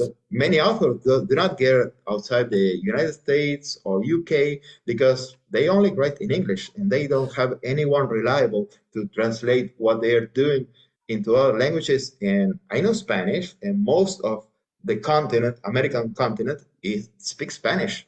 Well, yeah. and that's the key into what you just said, though. When it gets translated, like the jokes that we read in the English that we laugh Hmm. at, they have to be translated into Spanish in a way that they're That still they going to get be the joke. laughed at. They've got to Yeah, get the joke, and You you're think out there doing that, man. you've hit something and I that I struggle never with even it. thought of. So maybe at some time, you know, I have to talk to the publisher, but maybe at some time we'll have my books translated over and we'll see what that does. Everything below Mexico speaks Spanish. Brazil speaks Portuguese, but everyone else, Argentina, Chile, Uruguay, Bolivia, Paraguay, Guatemala, El Salvador, all those countries speak Spanish, and Yeah. they may like the content you guys are putting out there, but they are not able to read it. I mean, Argentina is Right. one of the countries with the most English-speaking people, but at the same time, in my group of friends, I'm the only one that can actually have a conversation in English and can be understood by Anglo-Saxons like you guys that speak Yeah. English. And the thing is, we have software now that could translate, but it only translates words. All your Yeah, content gets lost in that translation. This is where Yep. you have to have a human being that can understand both languages do that for yep. you. And Machines cannot do that that. makes it worth paying for. Mm-hmm. And the thing is, you're doing most of this stuff, a lot of this stuff for Chris at like a discount. Like, you're not really going at him No, like the way that someone could. I'm a volunteer. I mostly volunteer for everything. I don't get a paycheck on this. Yeah. I do not get a paycheck on being a moderator, administrator, putting up stuff. I have a deal with Chris about translating because, well, I thought maybe if I can get some money out of it, I'm gonna get actually into it. It Yeah. not only as a Well, hobby, but something I can really capitalize on. And I'm a capitalist, sorry, but I like money and I need the money because it's a means to my objectives, to what I want to do. You need and money to do stuff. and you're doing it That's for Chris. Chris is a yep. stand-up guy. He He's takes a care of people. great guy. He's a great person. And see, and that's why I think I have such a connection with Noel, is that I've never asked for anything. I don't want any money out of this. This is a candy store of life kind of thing. Hmm. I've got my job. I go make my money. I'm coming home with cash. I'm good. I want to go do this. And he's doing a very similar thing for Chris. Like, he's stepping in just like, hey, dude, I get to live this superstar life just because. And yet I'm in Argentina. Could live in Gallatin. I did make the offer, by the way. I made the offer. I would let him Yeah. live here at the apartment till he finds his own place. It's good. But no, he wants to go live in Europe. Fine, whatever. Go hang out with those smelly fuckers. Sorry, your healthcare isn't free and it's really expensive. Sorry. It is. It's part of it. I've looked into it and it's like, dude, I see your bills. Yeah, That's they're scary. bad. All Yeah. right. Well, let me ask you this then, man. So you finally get the chance. You're finally going to do it. You're going to make it happen. You're going to sit down and write a book. And like, it could be a series or it could be a one-off. It don't matter. You're writing like 50, 60, 70,000 words. What is your first book about? Zombies. I love zombies. That's how I got into Chris stuff. I was actually, I started to read them because I read some Spanish authors on zombies, and I was like, I love this genre, and I like this genre in particular. And I actually thought, well, let's try to read something in English. I'm really amazed by zombies. It's a concept that is current and is timeless. You can have zombies 2,000 years ago, you can have zombies 2,000 years from now. And it's always present in the culture about mindless bodies trying to eat you up. I don't know. I don't know what's about it, but I always like I've that. loved zombies since my first technical movie, which was 1971's Tales from the Crypt. Peter Cushing came back from the dead and killed his asshole neighbor. I've loved zombies ever since then. No, I started with the Resident Evil series.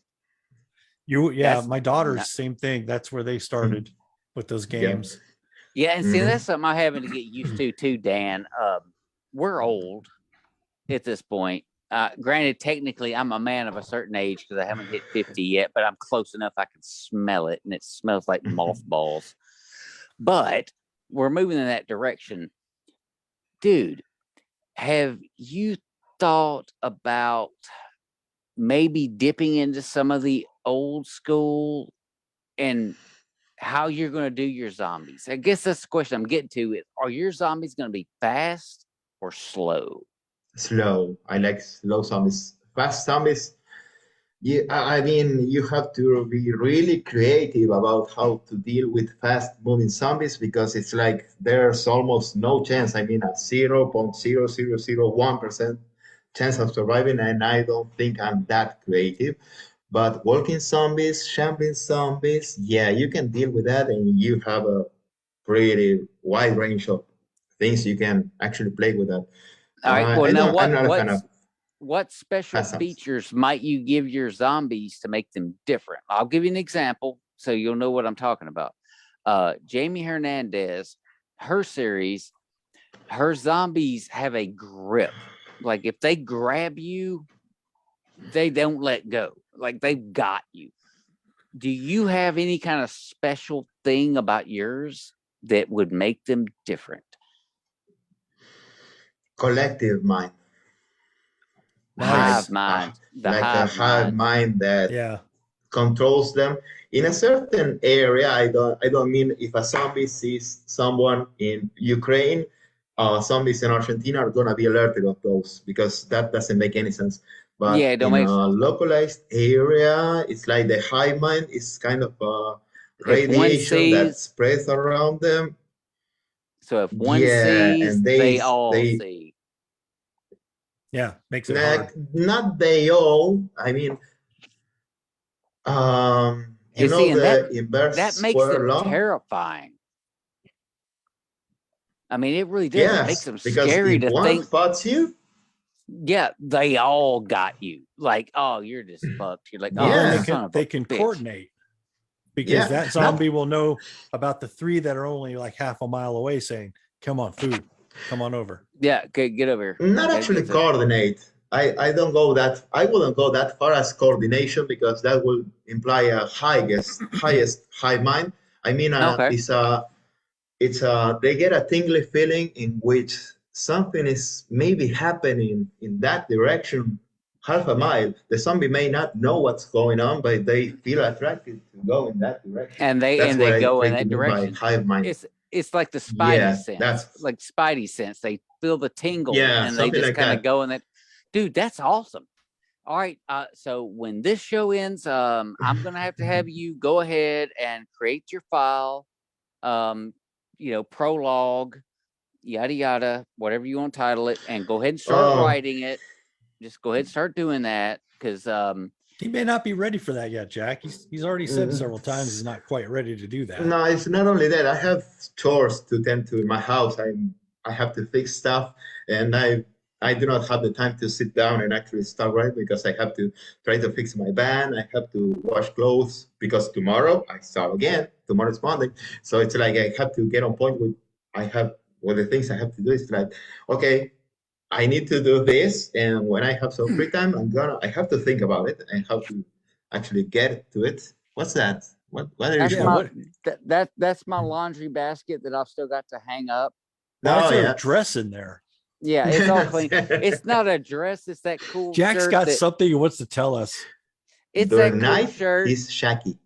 It's that Yeah. cool shirt, that me and Angel both got, and Alan Gamboa got, Yeah, from Clark Morris, Mr. Cool Guy. But no, I've still got that going on. So Your underwear are pretty big. Hey, look. I've got a lot. Like 4X. What's up? I've got a lot to pack in the front end of that damn thing. Trust me, it sucks it right up to my rear end just fine. It works great. But no, seriously, but coming dude, back to you can write you 100 words, 200 words, and then go back to real life, then come back and write 300 words. It's there, man. I'm compromised with the translations. I actually have to get back to that because I have not touched anything in a month or two, maybe. So I'm getting behind that and starting another thing before finishing this one. It's like, okay, that's getting to a point of stress I don't want to deal with, and I'm you want to get hyper caught up on that first for sure. Well, I need to end up the translations. Yeah. Need to get to that. If you need help with some of those translations, I think a couple of American fuckers right here that speak very poor English that will be perfect. But I'm translating into Spanish. I don't know. Yeah, I don't know Spanish. I can't help you out, man. That's the thing. No. I don't have any proofreaders. But no, the translation from Spanish to English, like what would the Spanish version sound like in English? Right, but he's doing Oh, the okay. opposite. Yeah, Oh, he's flipping the other way. okay, I'm counting with you then. But I get what But you're no- going with that, Jack. Well, no, and he's actually asking, I don't know how to say this in Spanish. And then that's where we just come in and go, well, here's what we would mean. And then he can take what we would mean and try to figure that out versus just taking generic words and trying to make those make sense. Like, here's the emotion. Here's what we're trying to say in that language. Oh no. Well, I think I need to actually get on those and a few things actually. Not many. It's like I'm really into American culture, and I do actually understand. I think I understand what you're trying to say, but the thing is that I'm trying to translate. So as people in Spain, someone in Puerto Rico, someone in Argentina, actually do get the same meaning, and that's hard. Try to translate. It's like Australian English, Island English, American English. They all have different slang, and some of it's shared. So I'm trying to actually point at that what is actually shared, and that's hard Oh, because Spanish is a whole language. I'm curious. The word that we use a lot around here, I'm kind of wondering if it's worldwide or not. But Fuck is totally international. Yeah, sorry, totally. Fuck totally is. But cool. Dude, that's cool. That's cool. That's a cool car. That's a cool shirt. Man, it's cool outside today. I need to wear a long sleeve shirt. Or man, my food got a little too cool here. I need to heat that back up. Is cool a thing? Well, it's not. No, it's not a thing. Like, I get the meaning of what cool means, but we would say in Argentina we say copado, for example, which is nothing to do with actual coolness or being cold or anything like that. In Mexico, they may say chido. They have different slang. I mean, the meaning is the same. What they're trying to say with the word is the same meaning, but it's a different concept. It's not as straightforward as it is. And just as a reminder, As I you don't may even think. don't even know if it's a reminder at this point. I will be contacting you as I'm writing this 5th chapter because I want to have those secret characters speak in your language. And obviously I don't know how to do that. So I'm going to send you the English version of what I want them to say, and then you give it back to me in the proper Argentinian style. Because Dan, I've got a couple Argentinian characters in that secret project that I'm working on, and they are badasses, former Argentine military, and well, this is your opportunity to fuck with Jack. You can send it back. He'll copy and paste it, and they're like, totally. And it could be, totally have some fun. He will totally buy it. Dildo up Jack's ass. I want to poke Jack in the eye with my penis. Meanwhile, everybody that understands Spanish will be laughing at you. What the fuck? I do not intend to play dirty like that. I actually try. If I want to help if I pay you $50, will you? Oh, see now, there you go. No, sorry. Do you see this? Thank you, loyalty, baby. I do. Well, this is from the Boy Scouts. I was actually the Boy Scouts, and something I learned in the Boy Scouts is loyalty. I'm loyal. I do not backstab. I'm not gonna play you dirty like that. Hey, I get it. Got the fleur. Look up the. I was gonna say that. Look up the New Orleans Saints. You do know that's a professional football team in America. That is their logo. No, I don't. That is is a sign of royalty. The fleur, French. Yeah, it's the fleur. Well, you need to look that up with loyalty. Yeah, look up honesty, loyalty, Saints. Badassery. Well, that's what I intend to. That's what I like to see. Cub Scouts told me this knife will cut, and you can stab people in the back. Yes, and that's my other tattoo. It's like, okay, I'm not gonna be the one to hurt you, but if you hurt me, I'm hurt you back. What? I say you're Texan. You're Texan. Don't tread on me. Well, I thought it was most of a Massachusetts thing, or maybe No, New Hampshire with the live free or It's die. no. live free or die would, don't tread on me. That's Texan. Yeah, that's Well, totally Texan. And it's a this is good thing to my. have on there. Yeah, that's badass. Whether you get That's going what there I. in the forum. This All is a right, well, complicated tattoo with many. all right, y'all can see my arms. I ain't got a lick of a damn tattoo Oh, you anywhere. should. But no, I Well, mean, should I get got a one. scar. I got a There's one. tattoo I could show you, Jack. Let me just stand up and undo my Yeah, pants. yeah. We got the eagle to fly. We managed to make It's an eagle gonna moon fly you. during this It's gonna thing. moon you. Close your eyes. Oi, oi, oi. Dude, Uh-huh. this has been a freaking blast. But I want to ask you something seriously. Go ahead. What do you really want to accomplish at the end of the day? Like, you literally get to choose the one final thing. Like, I'm going to be known for this. What will it be? Sacrifice. Fuck yeah. Of Sacrifice. yourself or That's somebody the thing. else? No, myself. Ooh. It's like I put myself in front of it, So you so want to be a I don't have martyr? to. Not a martyr. I mean, I don't mean sacrifice, but it's like put yourself in front of the issues and try to deal Yes. with them, so others may be inspired by that and get right next to you. I Someone needs get to what give you were the saying. first I was step. just poking a little fun. Yeah, Okay, he was sorry. being, I did not get No, it. no, it's He's good. been a I jerk. like the way you handled that one. That was nice. But yeah, you did, man. You fucking nailed that, man. Yeah, and most that's people exactly, just go, "Shut up, Dan." yeah, yeah. But now you ran with it, and that's why I knew that you would make a great guest on the show, because you'll talk. You don't get flummoxed. You don't get confused. You know what you want to say. Now, if we throw a good question at you, yeah, you stop for a minute and kind of think on it. But Okay. this is what makes for great. So I'm going to follow up now with another question. If ahead. you could be a character in Adrian's Undead Diary, but you get to pick what that character is, what would you pick? Would you be a good guy, a bad guy? Would you be a main character, a secondary character?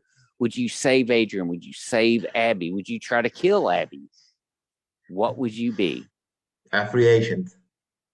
I like doing things on my own volition, under my own rules. I don't really like telling people what to do because I don't like people telling me what to do. So it's like, Yeah. okay, I can help with the team. I can assist. I can be an ally by working outside of the team. I like doing my stuff on my own. I like coming up with my own solutions to the problems I see and I would like to solve. I mean, I do get that you get more things done with the team, but at the same time, it's like I like doing my own shit. Sorry. I had a feeling that's what you were going to say. You would literally, you're the guy that just kind of shows up now and again, helps out, and then just disappears into that smoke, and they're all like, "Where the Then fuck I did he go?" do the next thing on my own volition. That's what I like doing. And you show That's up in the what I next do. book. Probably at some point. Yeah. So you guys are screwing up. Let me show you how to fix this. All right, I'm out. I don't know if I will be good or evil. I'm more of a neutral that sees something that's fucked neutral. up coming up. That's what it's a good answer. Neutral. Yep. Damn good answer, man. Hell yeah, damn good answer. All right, Fucking let me amen. ask you this. Yeah. Outside of Chris Philbrook, what is your favorite author? Or who is Sean your favorite Ringo. author? Sean Ringo. Do you know the guy? No, I don't. He's a sci-fi author. I think he's also from the East Coast. I think he also is from maybe New Hampshire or Massachusetts. I'm not really sure. I have not looked into it. But he has a series that I really love, which is Troy Rising, which is a sci-fi. Well, it's an amazing series, dude. You have to go through it. I love it. I love it. That's how I never read about sci-fi before Sean Ringo, and after Sean Ringo, man, it's wild. Like, dude, he's such a good writer. I mean, I have gone through his audiobooks like 15 times already, and I keep finding hidden stuff in there because he's great at writing. It's like you can go over and notice new details every time you go through it, and it's like, oh, it keeps adding up. It's like it's never ending. And it's constricted in the 3 books. Troy Rising is 3 books, but it's constricted inside of it. But you can always find something new that you did not notice before. It's amazing the way he managed to develop many storylines at the same time and be accurate about what he's trying to say and how he actually uses abstract concepts like libertarianism or ideologies or technology or how will actually humankind. I'm gonna spoiler this, but part of the big part of the book is that actually some one day a ring appears in our galaxy, in our solar system, and aliens come through them, and we actually are butt naked. We are actually Somalia during the World War II. We are not able to do anything, and they come and they take, and one guy actually finds something to trade with aliens and actually starts developing humanity. And it's an amazing story. You have to go through it. And Sean Rainbow is a Gonna great add that to the list then. Yeah, dude, exactly. Please do have it. Definitely. Beyond that, Man, I don't know many other authors. I have not gone through many. Sorry. So Okay. so would you say that Chris was like the next one that hit you that hard? Chris was the first one. Okay. So that's actually he actually well, then got hell, me. then wait a minute. That means that you haven't been hit again since the second author. Like the first two Not got really. you, and you just been kind of rolling. So not even this guy. I was about to say, Jack, I think we need to team up and send him a few of those Mark Tufo stories. Yeah, we do. I've heard of the guy, but I never really sat down and go through his stuff. No, I have not. Yeah, no, we got to fix that because Okay. You know what? I'm gonna take your word for it. I would be willing to buy you the first book on Kindle and send it off as a gift. I don't use Amazon. he does audio. He Oh, does No, audio too. no. It's not that. I'm a pirate. Sorry, Oh, but I'm a pirate. So I don't.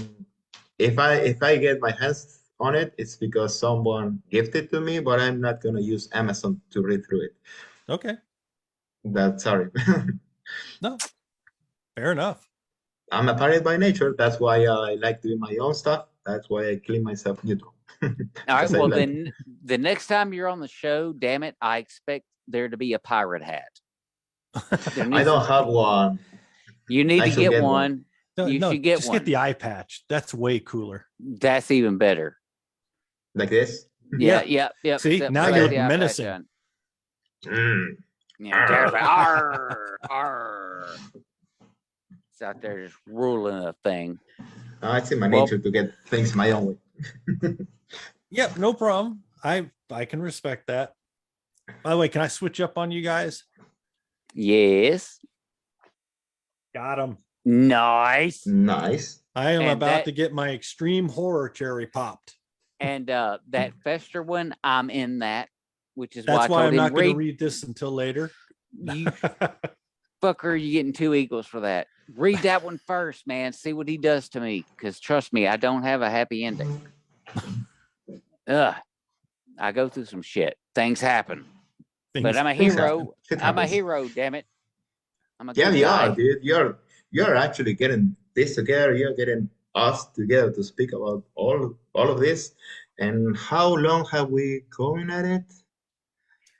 Yeah, how long? It's been 2 hours, and not willing to stop. I actually gonna ask if I can go take a piss and be right back. I'm gonna do the same thing. In fact, Dan, take the time to read the blurbs on the back of those books to let everybody know, while me and Noel go take a piss. A small break. Wow. You take the lead. Be right back. Bye.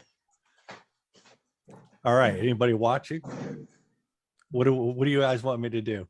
How can we fuck this show up a little? Shit, I can't even see comments. I don't know what to say to you guys at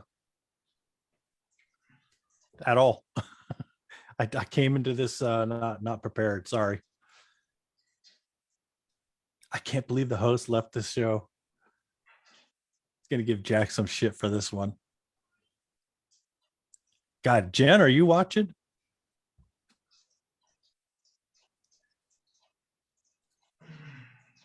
God, nobody's popping in here. Come on, let's hear it. Lee, are you still there? Oh, Jack's back. No, he's not back.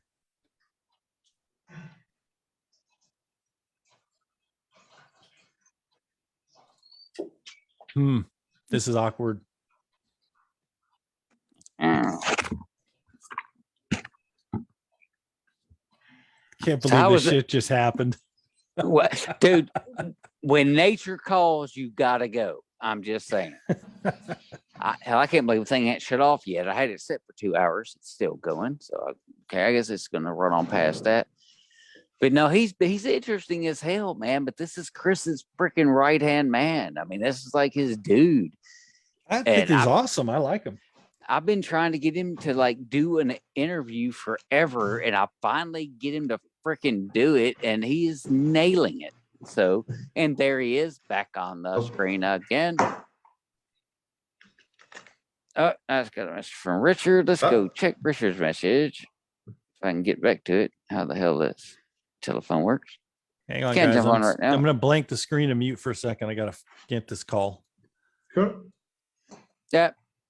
So, man, what has been, if anything, changed in your life as far as your attitude, as far as how you approach your life, how you get up in the morning, how you take on the day, knowing that you're friends with one of your favorite authors and you're helping one of your favorite authors? Does that inspire you when you wake up to go do the mundane, the normal stuff? Because I'm telling you, dude, that wall back there, that inspires me every morning. When I wake up and I look up that thing, it's just like I get excited, like, oh, just go again. Have you experienced that? I have experienced that. I actually think it's proof that is someone else that is, let's say, 10,000 kilometers away from me, that is from another different culture, that has nothing to do with everything I've seen in my life, because I live in Argentina, and we are opposites in the continent. We are actually 10,000 kilometers away from each other. If someone else considers that what I'm doing over here in some regard is worth enough to give me the privilege, actually, to be a part of his career at some point, it's like, man, I'm actually doing something right. It's proof, real world proof, that I'm actually doing something right, because I think I do many things wrong. I think that I do mistakes all the time. I'm too self-conscious about what I do. Like you're pointing at yourself, claiming the same. It's like, dude, someone else thinks that what I can put forward is valuable. Maybe it's the right thing I should be striving for and keep going forward through it. And I'm actually gonna promote myself to interviewer from interview. And I want to ask you, what did you consider starting writing? Because before this, we have had a conversation over Facebook remember that time you called me? Yep. Before actually getting to write, you were never in the author literature and anything like that. So how did you actually think? Well, do you know what I'm trying to ask? Yeah, I do. How did I come to writing? Yeah. You know, what happened? How did you What's wind up here? Even though you weren't going to be a writer, how did you wind up being a writer? 2 words: Jeff Thompson. That guy was a mentor to me, just from the podcasting side, just from the entertainment side, because he would constantly remind us, guys, don't forget, We're in the entertainment business. Be entertaining. Mhm. And then he got to poking at me. I mean, I'm talking jabbing. You know, why aren't you writing? Write something, Jack. Write something, Jack. Right. I'm like, I don't want to write. Get off me. You know, I'm like Yeah. smacking him. Leave me alone. I don't want to write. And he kept poking and he kept poking and he kept poking until finally I went, fine. And so I threw together a short story and I sent it to him and I sent it to Richard, and they both went, oh, this is good. No, but it needs to be a full-length book. What are you talking about? Make it a full-length book. And so then I started trying to do that. Then the next thing you know, Jeff sent me a laptop and I'm freaking writing. It was an avalanche. That's how I wound up here. All of a sudden, it took over. It was because of Jeff primarily. It was him. He poked at me and poked at me and poked at me until I finally did it. Then when he saw I was actually doing it, he invested the money to get me the laptop, to quit tapping at the tablet, trying to do it every day. And he wanted me to write. He wanted me to write. And so I am, because I love the man so much that I at least owe him a full-length novel. If I can get him one, I've got him the short story. It's hanging on the wall. It's right over here. It's like literally right there. Yeah, I see it. There it hangs. So it's up there in the magazine. If I can get him an actual full-length novel, then hopefully, maybe he will leave me the hell alone, because I still stand by what I've said since day one. I'm not a writer. I don't love it the way that they do. I don't feel it the way that they do. I'm smart enough to do it. Granted, Dan might argue, but all I heard is I'm smart enough. I'm smart enough to write. I just don't have the love for it that a writer has. So I can do it. It just, it takes a lot of work. And it doesn't hurt that I now have Jeff's editor. Doc Freed is actually acting as my narrator right now. And trust me, she's on my ass like a school teacher. It's like, what the fuck? Is that how you say her name? I don't know if it's Freed or Fried. Okay, I was about to say, I've been calling her Doc Fried from everywhere, since the first time I ever. It's the way it's spelled. Mm-hmm. Like in my name. She's awesome. It's all. But she has literally been sending me full-blown suggestions and pointing out like things I missed. Like, okay, you mentioned that this character was married to this character, but then you haven't even mentioned that married character not one time since, and they are kind of important. Oops. And so now I got to go rewrite all that. It's like, okay, shit. And so, man, writing is hard, man. It's hard. There's nothing easy about this. It's a hard thing, because for one, you have to stay focused. You got to stay on point. You got to know what the hell you're doing, where you're going, what you're trying to say. And for me, most of the time, I'm just trying to find out how can I make fucking Dan laugh. If I can make Dan laugh, I got something going over here. Like just now, made him laugh, did good. But to read Chris's stuff, to read Tufo's stuff, to read David Simpson's stuff, hell, Richard Ryan Rose, to read their stuff, and you're just like, how the living hell did you put all that together? How did you make that make sense? Oh, it's mind-boggling. You're selling yourself short. Jack's got a story he's been working on, and I don't know where you're at on it, but oh my God, it's so much. It's so much fun to read. I mean, literally, Jack just kills every friend he has. Oh no, that's Blood Trail. That's Blood Trail. Yeah, I couldn't remember. That one's in the moth. That one's in the mothballs right now. I'm not trying to talk about any of your secret shit. I was talking about Blood Trail. It was so much fun to read. And if you want to check it out, I will be more than happy to send it to you. so you can check out please. Blood Trail, because I Yes, do. please send it over. And I killed Dan so good. I killed him so good. I wouldn't say I had the best Like you death, deserved but it it. was definitely entertaining. Well, you have a knack for entertainment, Shaq, because you put together this podcast and you gather a lot of people to actually help you with it. How do you actually decide to start doing podcast and inviting authors and people in this genre in particular? There is literary and it's zombies in particular and horror. How did you actually say, well, I'm gonna start? How did you find the courage to do it? Okay, well, it started because I'd won a contest and I got to go be a guest fan interviewee on a thing that was with Jamie Hernandez and Clark Morris. I don't know if you know Clark, but Clark's kind of a cool dude. Yeah, he's super fan like me. And so we got to go do that show together. And it was so much fun, just get to sit there and talk and be on camera and do the whole thing. And so when Written Undead did their 4,000 member celebration, and they just pretty much opened it up to anybody that wanted to show up, well, my dumb ass showed up. And it was BYOB, which basically meant if you want to get drunk, get drunk. And I did that too. And I started having the damn time of my life. And after a while, because they all got quiet, like all the authors quit knowing what to say. They were just kind of sitting there, and I'm like, screw this.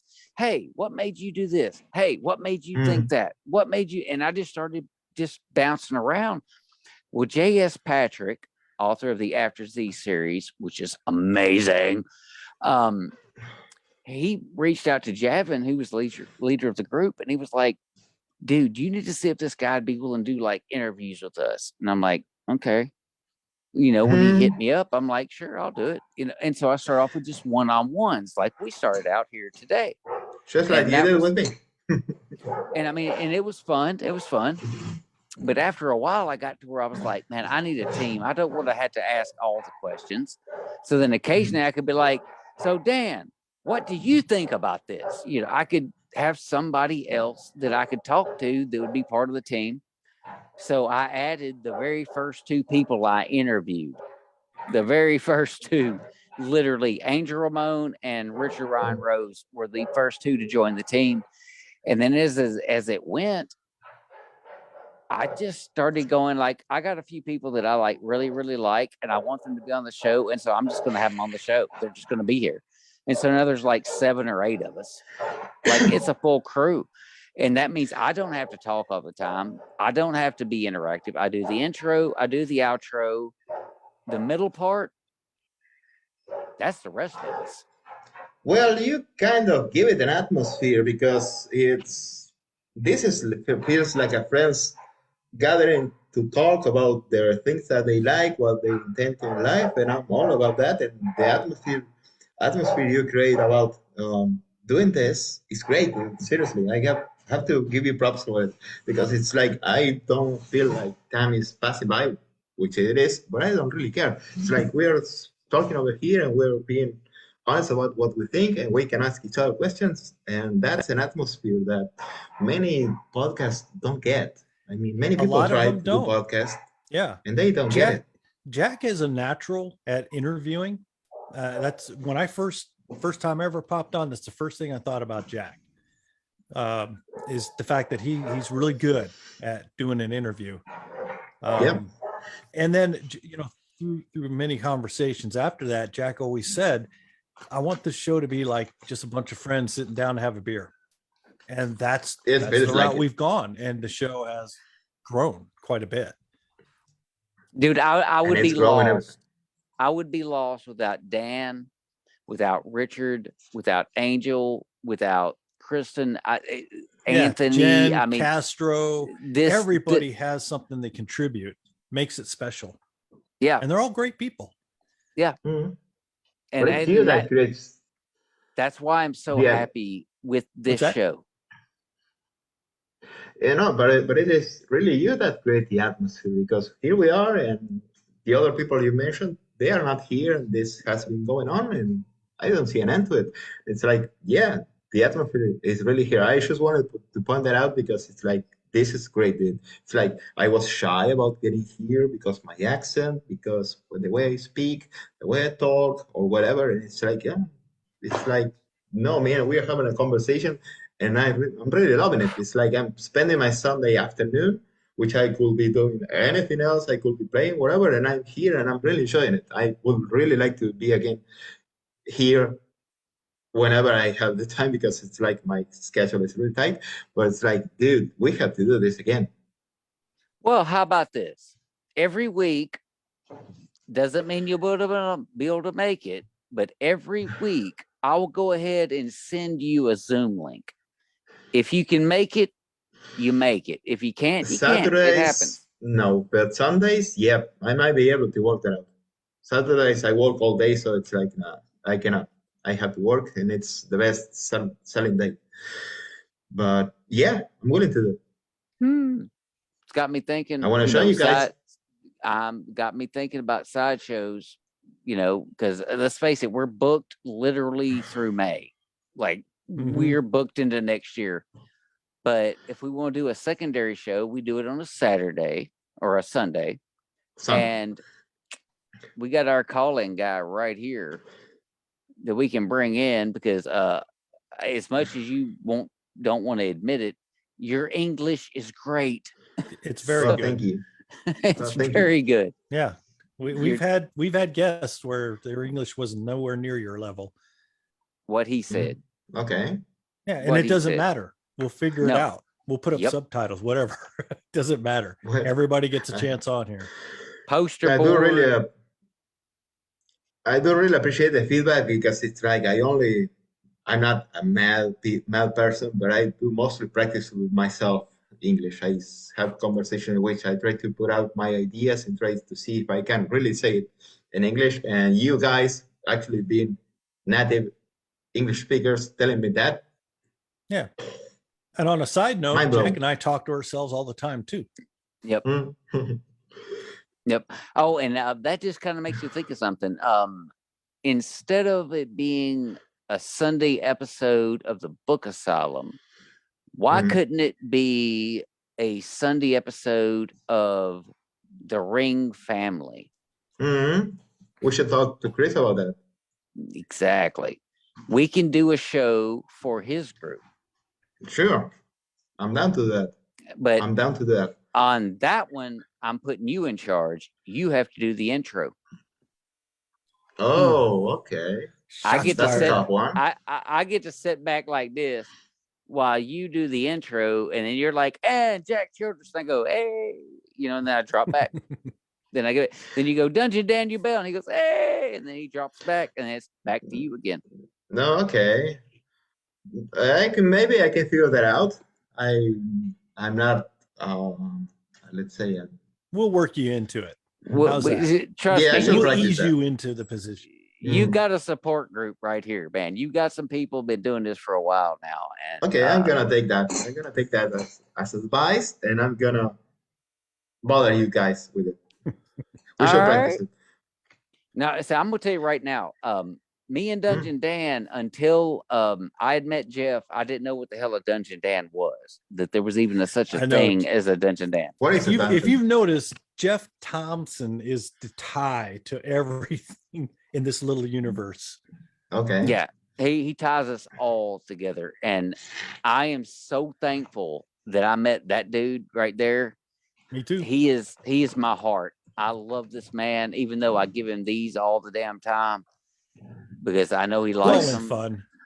Who's Chef Thompson? I don't know the guy. Okay, you're gonna have to start off. God, where do you start him off? I want to start off with the Guardians of Apocalypse. Yep. Because I was gonna swing him Jeff right at as an author. He sadly passed away, but Jeff has a series called The Guardians of the Apocalypse, and all the book themes are kind of like based off of war movies, but it's a really good series. I fell in love with it. This is how I met Jeff. And they're fast paced. Everything is fast paced. It's fast paced. It's like an action movie. He keeps everything rolling, everything's going, and his zombies aren't dead. Mm-hmm. They carry the Okay. characteristics of the dead, but they're really not dead, which creates conflict amongst the characters. Like, are they zombies? Are they not zombies? Do we deal with them? Like, how do we deal with them? Can they be cured? Yada yada yada. So They can Jeff be is killed. also Brilliant. some other Okay. books that he wrote that you would love is Scream Bloody Cheerleader. That was the one I was going to start him with. Yeah. That one is a humorous story, and it's about a horror movie with a killer killing the people on the crew. Okay, and then, I found it in Google. And then our favorite series, mainly because we had a big hand in it, and Jack's going to show you the Epic Mayhem series. Okay. 3 books published, 1 unfinished because we lost them. But yeah, so Jeff Thompson, he going back to something we talked about, Jeff was a lot like me and Jack. He didn't like to keep his knowledge just to himself. He liked to reach out and help people. He took Jack under his wing. He pulled me in at the same time, and he was always there. We could send him what we wrote, come back with an honest opinion, and on top of that, suggestions. He was very, very kind in the fact that he was willing to help anybody. At the same time, he was a lot like me. If you were an asshole, we made sure you knew you were an asshole. And yeah, he had conflict with a few people, but not many. Most people love him. I think even the couple that he argued with probably love him. Well, it's like I told you, like I told you, after he had passed, even Javin reached out to me and said, "Look, I know that me and Jeff didn't necessarily see eye to eye, but I feel for you, and I hate this, and yada yada." Like, even Javin felt bad when he passed. Like, and they were rivals. They were rivals. But yeah, he was a good guy. But so that's where even I came into writing, because Jeff is all like, "You need to start telling stories, dude," and he would hound me. Yep. Oh, okay. I see. So and that's how he indoctrinated you all guys into actually moving forward with this. So we're his legacy. Yeah. As sad as that may be. Seriously. And even worse, he's not dead then. He referred to us while he was still with us and still writing. Me, Dan, and Jen, we were his brain trust. He would come to us and go, "Okay, does this make your eyes glaze over?" And he'd send us like what he wrote, and then we'd read it and be like, "Oh, it's good," No, seriously, what do y'all think? And then we'd have to really give him our opinion of what he wrote. And how many people get that? I mean, in real life, how many people get the opportunity to have a writer they love literally send them what they're writing and say, "What do you think?" That don't happen. That's not a regular thing. And we got to live that life for a while, and it was amazing. And that's why I'm still not over losing him. And I think that's the reason I'm struggling with my writing right now, is because I was writing for Jeff, and now he's not here. And it's like, well, fuck, now what am I writing for? And I guess I'm writing to finish what I said I was going to finish. And so I'm writing for that at this point. Like, not having the big guy around, man, it hurts. It hurts a lot. I bet it does, but at the same time, you guys are the legacy of what he did and the way he did it, and he's actually living through you right now. Through you guys actually putting stuff out. I found that I enjoy the writing. I actually enjoy the struggle of trying to make a story come together and make sense. It's a pain in the ass. For me, it's all about, I wish Jeff would have got to see what I have done so far, because he passed before he could really see anything that I did. He got to see like a 5-chapter thing that I have just, it actually morphed into 2 other projects, and that one's dead. So for me, I'm going to continue to write, and that's my contribution to what I was taught from Jeff. Yep. So I don't even care about the money. I don't care if nobody likes it. I'm gonna put it out there. Oh no, Damn right. I think I get your point. Okay, that's something to think about. That's something I got to think about. Well, it's like me just looking at this laptop that's sitting here underneath my tablet right now as a stand.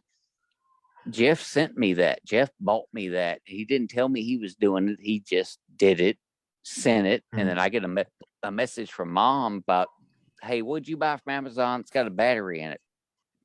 Like, the fuck are you talking about? Another fucking vibrator. Yeah, pretty much. But this one was supposed to go like this. It turns out it only did The this. twirlies are the best. I was pissed. But no, so I get home and I'm like, it's a fucking laptop. So I'm texting because I got a trophy up here that I got and I didn't know where it came from.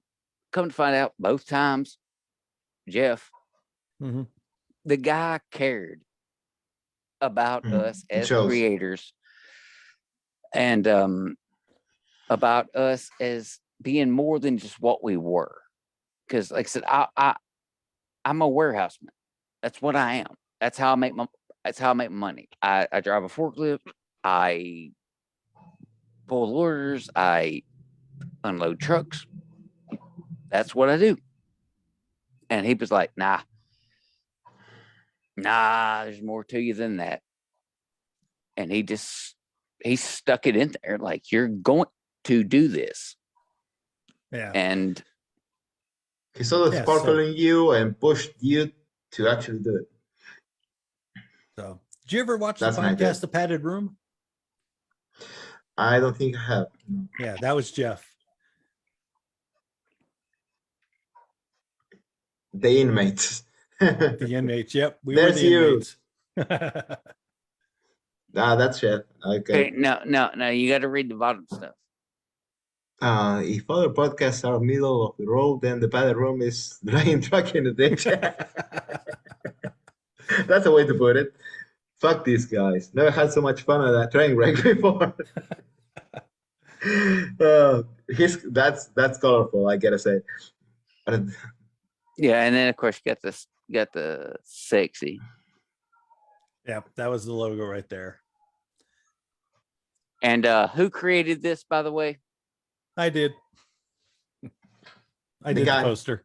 And it's one of my most cherished things. That's why it hangs. And Dan gives me shit about it because it hangs like directly behind me, so you can't see it during the show. It's like, yeah, but I can see it when I'm laying in bed. So kiss my ass, because my bed's like. I think I would. I'll feel better if you're laying in bed and you're like off to that. Who said I wasn't? No. Better wear a condom. I'm glad I got my tetanus shot. That happens after 10 p.m. Yeah, so now you just got a history lesson. No, yeah, it's a learning experience. I mean, a learning experience. And see, because I'm actually getting into this. I don't know anyone that is into the literary genres beyond you guys and Chris, and that's all the people I can name. Like, I do not know anyone.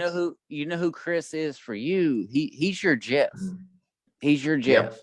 Like for what me and Dan had with Jeff, you have with Chris. Embrace it. Accept every opportunity. Do not neglect it, because I'm telling you right now, from experience, you will have regrets. You will have fuck, why didn't I get this done sooner? I'm looking to see who's commenting. We've gone so left field.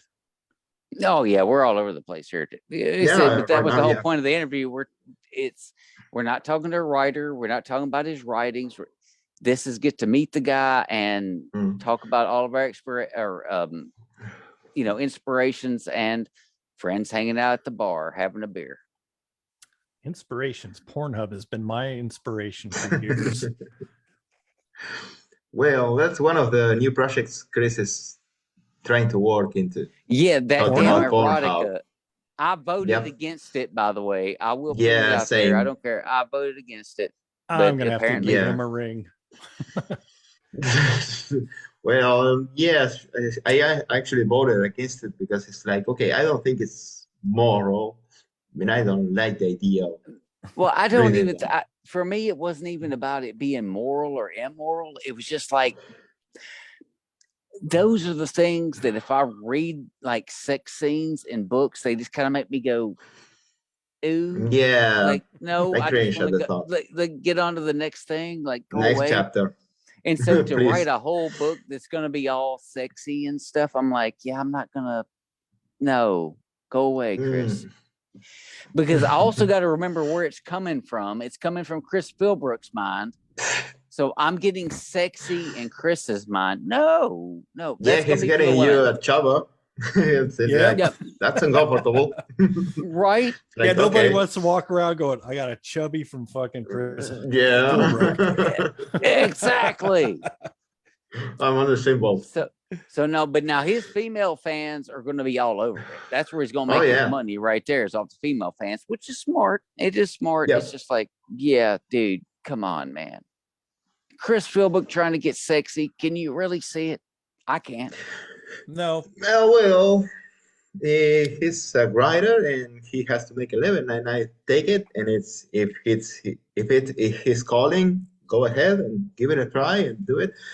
I'm not a fan of that, so I cannot say I support his stuff and his See? work, but it's like, okay, I will remain to a side in this. That's why I like being neutral, because I can actually do this. So it's like, okay, do it, go ahead, try it, and see how it pans out and works out. I'm not trying to badmouth him, but it's like, I will not. I personally will not. They say the money is in the romance. They say that's where it's at. So that's where you want to be. Is you want to be in the romance. If you're writing romance, you're going to make tons of money. And hey, if he can somehow figure out a way to, I just don't even know what characters he's going to use. I mean, to go romance, because it can't be Adrian. He's no good at it. No, it can't be I Abby. can see it now. Adrian, some Asian lesbians. Fuck, that would be a story that I'd be all over that book. I got Jack, see? Got him. See. Sorry, yes. Holy shit! And He's trying then not to cough. he's having to deal with the pimps and shit, so he's got to get all Exactly. badass and beat them up, you know. And he's like, "All right, ladies, let's go." strokes the mohawk as he walks away. You know, it's like, no, we can't Show do me that. something I haven't seen. Oh Well, my god! maybe it's not for us as a crowd, but if he's a creative person, if he can come up with something the females can appreciate, go ahead, man. It's like, okay, I'm not a fan of that, but creators, people that write, that actually articulate things together, thoughts, experiences, and try to make other people feel, they should be led to their devices and go ahead with whatever idea they come out, because it's like, okay, he got this far by doing that. Why? Who am I to actually say no? Don't do it because of blah, blah, because I think he could I'm pull it approved. off. I mean, I couldn't. Yeah, probably. Because my sex scenes would be like 3 seconds long, and then the rest of the book be me all happy. Nobody wants to read that. Maybe having a nap. Yeah, or carpal tunnel surgery or something. That's probably be about it for me. Like, on that was great, baby. Best 2 seconds of your life. I got to take a nap. But now, well, here's a question though. What's the wife going to think about that? Is he sitting here at the computer writing out these big glorified sex scenes, and she's just over here like, if he does it right, he'll include her, and then they'll have some fun that night. Say, let's act this out. Probably, yeah. Sexy time. Yep. So suddenly I'm grossed out again. Don't want to think of that. Leah's gonna be like, remember that thing you did mention in chapter 4? Well, I want to try that. Well, probably. Go ahead. But it's Think like of the creative research. people do that. Think of the research involved. He has a has a pass to do it. Can a woman's tongue really do that? Let's find out. And now, do we really think Chris is in enough shape to research half of that stuff? Oh, shots fired again. You know, Chris is Yeah. gonna No kill us shit. when he sees this. Yeah, well, I know because he's Ooh. on the show. He's gonna see it. Exactly. I'm just saying. He's do probably you in think his it's shop safe? right now, fabricating a weapon that he won't get caught when he kills us. Yeah, he's like, maybe I should not associate it with Noel so much. So, like, should have never introduced him to those two weirdos. Well, that's the part about being honest about what you think. You don't agree with everything.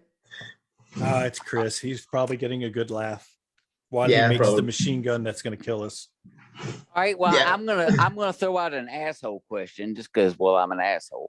Of all of Chris's books, which one, all genres, is your least favorite? After Z. It's not even a Phil book. I was gonna say, get the fuck out of here. Shut up.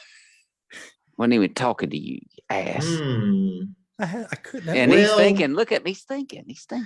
I'm thinking about the Elmore series because I'm not a fan of, you know, I've never really been into fantasy, so I'm not really familiar with the concepts and ideas he's putting in that series. So it's like I don't. With the Nothing in dragons particular. and with the dragons and everything. Yeah, kind of. You see, you mentioned cryptids before, and I'm not really aware of those because it's not my thing. I'm more of a sci-fi guy, and I can relate to zombies because they do seem to be timeless. But at the same time, I'm not the biggest fan of fantasy. For example, I'm not the biggest fan of the Lord of the Rings. I mean, it's an entertaining story to go through, but it's like I'm not into fantasy. I'm more of a sci-fi guy. So it's like it's not my genre. It's not that I don't like his writing on that because he really likes that series. But at the same time, I'm not into that genre, so it's not. I'm more of a neutral. It's like okay, you like this, but I don't really get it. I That's mean, he cool. gets to play with a lot of ideas, but it's like I like the part of sci-fi which really relates to things that are ought to happen. That's why I like the Troy Rising series so much because Sean Ring actually touches on things that are science related and they are real and are concepts that we are really trying to figure out. But fantasy is that I'm not I'm not really into the genre. Okay. Yeah, Only good because of answer. that. That's actually not the answer I expected, to be honest with you. Okay. So Tesser and Elmeron, not so No, much. but Tesser is different because Tesser is actually based on how the world will be with the world it is right now, but he added a layer of magic to it. So it's like, okay, this might happen, like in Sean Ringo, the aliens get here, and that's something that may happen. And it's current, and it takes the world we're living in, and he's actually adding a layer to it, in which, well, this could happen if magic was suddenly awakened in this current world we're living into. That I like Teaser because of that. I'm not into the whole fantasy because I don't really know all the creatures and the lore behind of those, and it's like I'm really out of my comfort zone about reading. But at the same time, he actually approaches real world issues, and he actually puts magic on them, and that's something I can really dig in. But fantasy on its own, it's not enough. Well, hell, back to the wiki page. Have you done any artwork or had any artwork done for those characters? Nothing accurate. I mean, I have done, let's say, characters, but they are only a black silhouette, a dark silhouette, let's say like a shadow or a place that I can actually envision being part of the series, but I have not taken any, like, I have not really created any character based on his description of the characters or any art like that. The art that I upload to the Ring Family site and the wiki and all of his outlets is just abstractions about it. That's what I Okay. like to play with.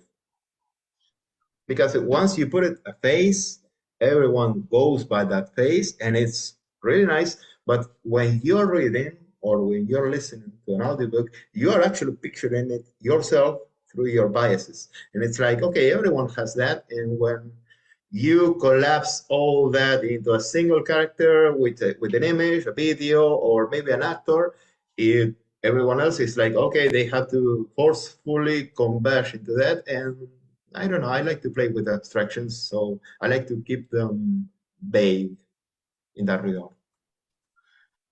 But I'm like Very that. cool.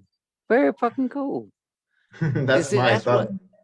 that's one of the things I find the most fascinating about you, man, is like I said, you're like me, you're like Dan, you got to go to the job every day, you got to go to the work, and yet you still find the time because you have the passion for it to go create all this side stuff, or at least get a base model for it and look at it and go, yeah, I don't really know what to do here, but okay, I've got the foundation, I'll leave it alone. And then you go work on something else, and then you move to another thing. That is definitely that ADHD to its infinite level right there. Because like I said, as I was telling you before the show, dude, I got ADD. Like it's straight up attention deficit disorder. Like I could literally just Well, I don't like being bored. I put it that way. I could be bored like for hours on end and not even know I was bored. Like it's awesome. But it's of course being totally tuned out. But then you meet someone like Doc who starts showing you how to write your book right, and you start going, shit, I don't have as much free time as I thought I had. So guys, yeah, I hate to interrupt, but I have to bail. I do have someplace I have to get. So it was definitely good getting to meet you and talk to you. And I'm going to hopefully see you again on the show. Oh, I'm Same over here, thinking brother. we do the padded room, like a one-off episode. We have him on. What do you think? That can be done. We can do that. You mean me? Are you pointing at me? Yeah. For a special Jeff Thompson tribute episode, and we need good voices, and you've definitely got a great voice for being on something like that. Well, hey Dan, real quick, dude, I do love you, man. You my dog. Right back at you. All right, guys. See you later. Peace out. Thank you so much. Appreciate you. See you, brother. Thanks for joining us. All right, man. Well, I think it's time we wrap this thing. We've been rolling for a hot minute now, man. We've gone longer than any of our regular really? 1 hour shows. Yeah, well, I gotta go eat, dude. I'm getting hungry. I'm little. Okay. You gotta do to your belly. You know, gotta go stuff the belly and all that. But we're gonna end this like I always end these shows. Where can everybody find you, man? Oh, I don't actually have a website or outlets. I mean, just my Facebook profile, but I don't have anything up there but my personal life and my ideas whenever I come with something funny or something I want to talk about or share. But I should get into that. I was thinking about building a website with the things I'm involved into because maybe that's gonna be useful in the future, like now, for example. But I have not really gotten around building a profile or a website or anything really. Well, So let's not forget about the fact that you also are one of the main people in charge of the Ring family on Facebook. Oh yeah, you can find me there. Yeah, you can get you on that. We can get you on any of the Chris Philbrook fan pages. You're there. Yep. Yeah, that's the stuff I'm talking about. Talk about all that. But with that said, man, I am so glad you finally came out of your damn shell. This wasn't so bad now, was it? No, it wasn't. And I really appreciate you pushing me to do this because I was really shy about it. And I don't feel that anymore. And I really want to do this again. So whenever you feel like you need someone to comment on it and bullshit for a while, I'm always well as long as it is a Sunday, because I do work a lot. But yeah, I really appreciate you pushing me to do this, and I really appreciate you being a friend. And I would like to do this again with you guys, maybe with the whole crew. Well, man, I'm going to do for you exactly what I do for Bobby Jean Murphy, who I call Blue Check Bobby. She very rarely has the time to get on, but I send her the link anyway. So I'm going to do the same thing with you. So I'm going to send you the link every Saturday. And if you just happen to have 5 minutes, 10 minutes, 2 minutes that you can pop in, the link will be there for you every single week going forward, because you are officially our Argentinian correspondent for the Book Asylum podcast. Well, You I'm will get gonna a take that link. seriously, You will get and a link yes, every whenever I week. can, I'm gonna show you guys. Sweet. Well, guys, for my man Newall, who will be, I'm going to go ahead and spoiler alert it now. He will be in the secret project that I'm working along with two of his friends, all going to be in it. It's going to get ugly. It's going to get nasty. It's going to be epic. It's going to be It's gonna be fun. messy. Dude, I am Jack Childress. That's Noel Latorre.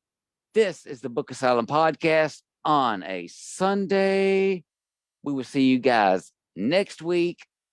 Who knows? He might even show up. Who Peace knows? out. See you guys.